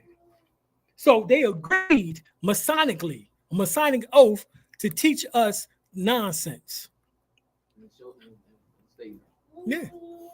Now, this same red flag that was flying was part of what is called Fort Negro, 1816. Yeah, Fort Negro. Yeah. In the evening of the accusation of chiefs went into the fort and demanded its surrender, that they was abused and treated with the utmost contempt. The black chief heaped much abuse on the Americans and said he has been left in command at the fort by the British government and that he would sink any American vessel that should attempt to pass it and would blow up the fort if he could not defend it. The chief also informed me that the Negroes had a red flag and the English Jack was flying over it. So what happened is that we bounded so much with the damn gone British government that we made our flag like a state secondary instead of our flag flying above theirs. So now we started protecting their thing like it was ours. All right. The question that must be answered is, were these people formerly slaves? Who was their purpose for flying the two flags they was flying? Slaves do not have flags. A flag represents a nation. What nation did they represent? The old flag of the Moroccan Empire, Morocco, is the red cherry flag. Okay? So the same flag that was at the feet, all right, of the fake George Washington or George Washington / Adam Weisser at his feet is the same Fort Negro flag in which that flew in Florida in Fort Negro, because it says the Negroes had a red flag. So why do we see the exact same flag at George Washington's feet on the painting? Because they were saying that they conquered the Negro, who are the Moors, who were the Iroquois Confederacy. You see, this is what happened. So I'm going to this is the lie that they told. So Prophet Noble Ali revived the Moorish flag in the year 1913 and called the Moors to attention. It is the job of the conscious Moors to fly the Moorish flag again in our own land, Morocco, America. George Washington, the 9th president of the United States, chopping down the proverbial cherry tree, which is Cherokee, in 1774, the national flag of the defeated Moors.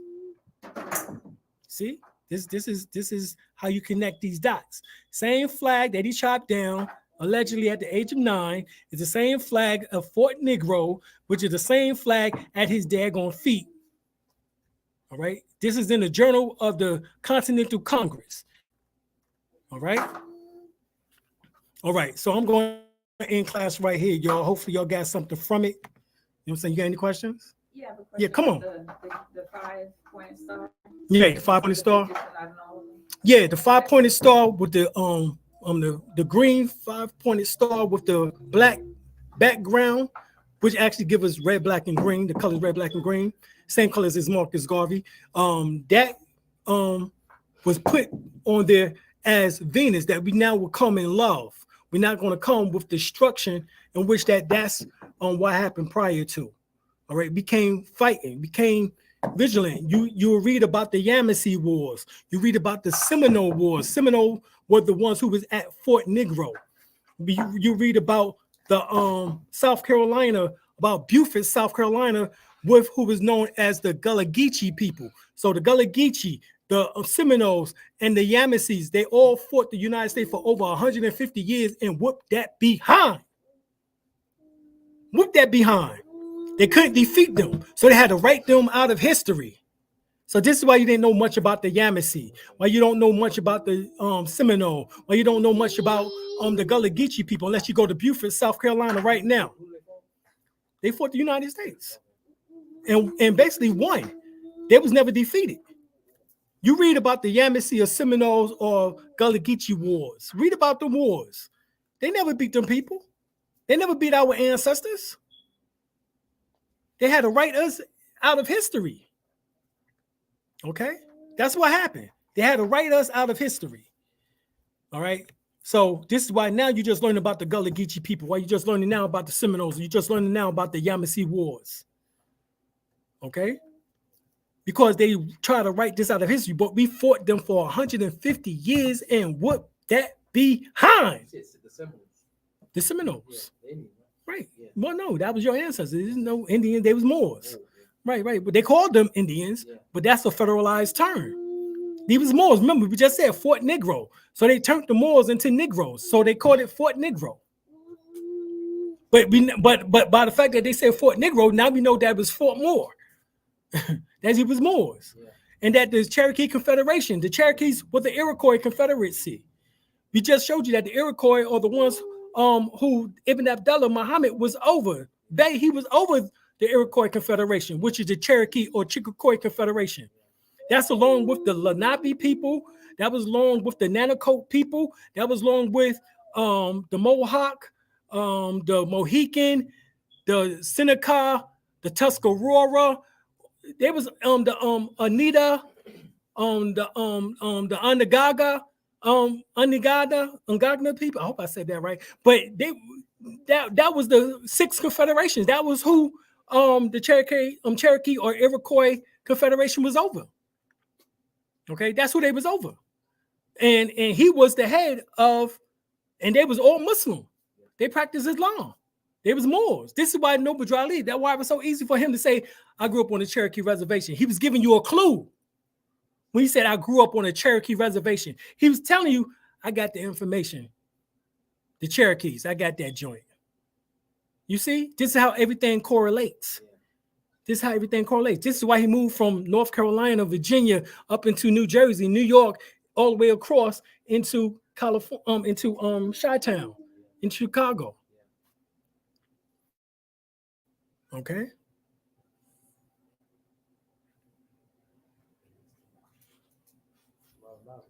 Oh yeah, oh yeah. Well, the divine constitutions and bylaws for the Moorish American Muslims says Act 6, right? This is Brother Lee-Bey. He says Northwest Africa, Northwest of Maxim, North America, Islam, Islamism. It's here. Yeah, yeah. Well, they're one and the same people. But see, be thinking that these are different people all the way across the, oh, these are people who came across, they was across the waters. Not realizing that you are it. All right. Lee-Bey goes further. He says the Brit Moors coat of arms, the law of London were Moors, right? Exactly. The British or Britons or Britain, London, England, the Whiggamore Party, conscious Whigs and cotton Whigs. I'm in Islam. Now everybody's seeing you go to South Africa to this very day and go to their court system. You go to the court system in England, they still wear these damn cotton wigs to this day. They still wear these wigs to this day. Yeah. Right, these white wigs. Yeah. Right. Exactly. All right. Let me see anything. Oh, appreciate that outstanding presentation, Alim El-Bey. All right, appreciate that. KOT. Appreciate that. Right. All right. It's time to put this information out because we've been steered in the wrong direction when we know that this is north of Maxim, or what is called Shechem Maxim, which was Philadelphia. The original name of Pennsylvania, Philadelphia, was Shechem Maxim, or north of Maxim. Yeah. That's where the first constitution, the first whole no, the first place in which that held it down, which the Empire State was New York. The second abode was the city of Philadelphia, which was designed by New York was the first hub. That was the Empire State, as we just went over. The second hub was Philadelphia, Pennsylvania. All right, in which that the city of Pennsylvania, the city of Philadelphia was called Brotherly Love, and that was designed by Chief Big Ben Emmanuel Muali, known as Benjamin Banneker. Right, and then the third hub or capital, because just what we mean by hub is capital. The first capital was the Empire, which was the Bronx, New York. Second empire was Philadelphia, and the third empire was Washington, D.C., which was also designed by who? Benjamin Banneker or Ben Bay Emmanuel Muali. So see, this is what they're not telling you. But they did tell you that Washington, D.C. was designed by Benjamin Banneker, but it was only after they allegedly lost the French. He took with him the designs for the city. And allegedly, Benjamin Banneker had to remember everything from memory. And they say that Benjamin Banneker was Dogon. He was from Dogon ancestry. All right. In other words, ancient Egyptian ancestry. Because the Dogons was in Egypt 8,000 years ago. All right. So this is just some of the things that they're trying to tell you. So these are all the things. Oh, appreciate that, night, son. Yeah, do your thing. All right. Excellent presentation. All right. Appreciate that. Do your thanks. All right, night, son. Appreciate that. All right. So I guess we're gonna go on and sign on out. It says the state stretched to the Mississippi River. There you go, guy. You just said it. Yep. All right. He said the state stretched to the Mississippi River back then. You know what I'm saying? That we must not forget. All right. The brother just finished saying, wasn't it all the way to Mississippi? Yeah. Isn't that what you just said? Yeah. And that's what the brother said. He stretches. This is Davy Lamir. All right. Davy Lamir. All right. What else here? Have you seen anything else? He said they have been known who we are and what we ran as an empire. This is Alim El-Bey. Look at the movie Long Ships. Yeah, this is with Sidney Poitier. Sidney Poitier broke that down. All right. So they were all those. Yeah. Of what? Of the empire. Yep. Of the empire. The empire strikes back. This is why they right, exactly. Ultra Instinct says, yeah, the empire state strikes back. Right. That's what the whole thing is about. You know what I'm saying? Yeah. All right. Big facts. All right. Yep, exactly. Yikwo versus Hopkins, right? 1886. Thank you, Jawan. Doe. All right. Exactly. All right. Read the book Stolen Identity by John Fitzgerald Kennedy Jr. JFK Jr. is the book is called Stolen Identity. Wow, Divine Hazel broke that put that information out. So get that book, y'all. All right. Let me see what else we got here. It says like Chinese home base is China, Japanese home base is Japan, and America. And our nationality is Moorish American, then our nation would be called Moorish America, or our home base would be called Moorish America. All right. Thank you, brother Asim. No doubt, God. Ain't seen you in a minute. Glad you came on. Check this out. All right. We're trying to get that information out. He said, I mean, God damn, these guys have indigenous trusts who have funded in everything, talking in donations. We can why can't any of them not get with a few college students at the local level? Well, that's a good question, official Poa. Yeah, that's a good question. All right, Alim Bey. All right, excellent demonstration, Dr. Alim Bey. Islamism. All right, brother Elijah. He said we are somebody. Yeah, you know Jesse Jackson. Somebody. We are.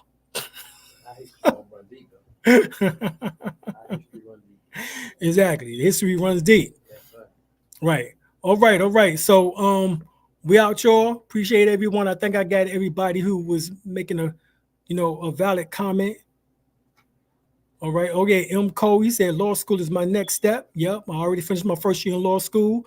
My second year law school is coming up now. And after that, I'm out next year. So, I will be officially a lawyer. All right. So we about this piece, y'all. We appreciate y'all. Thank y'all. Peace. You clapping? Thank you, man.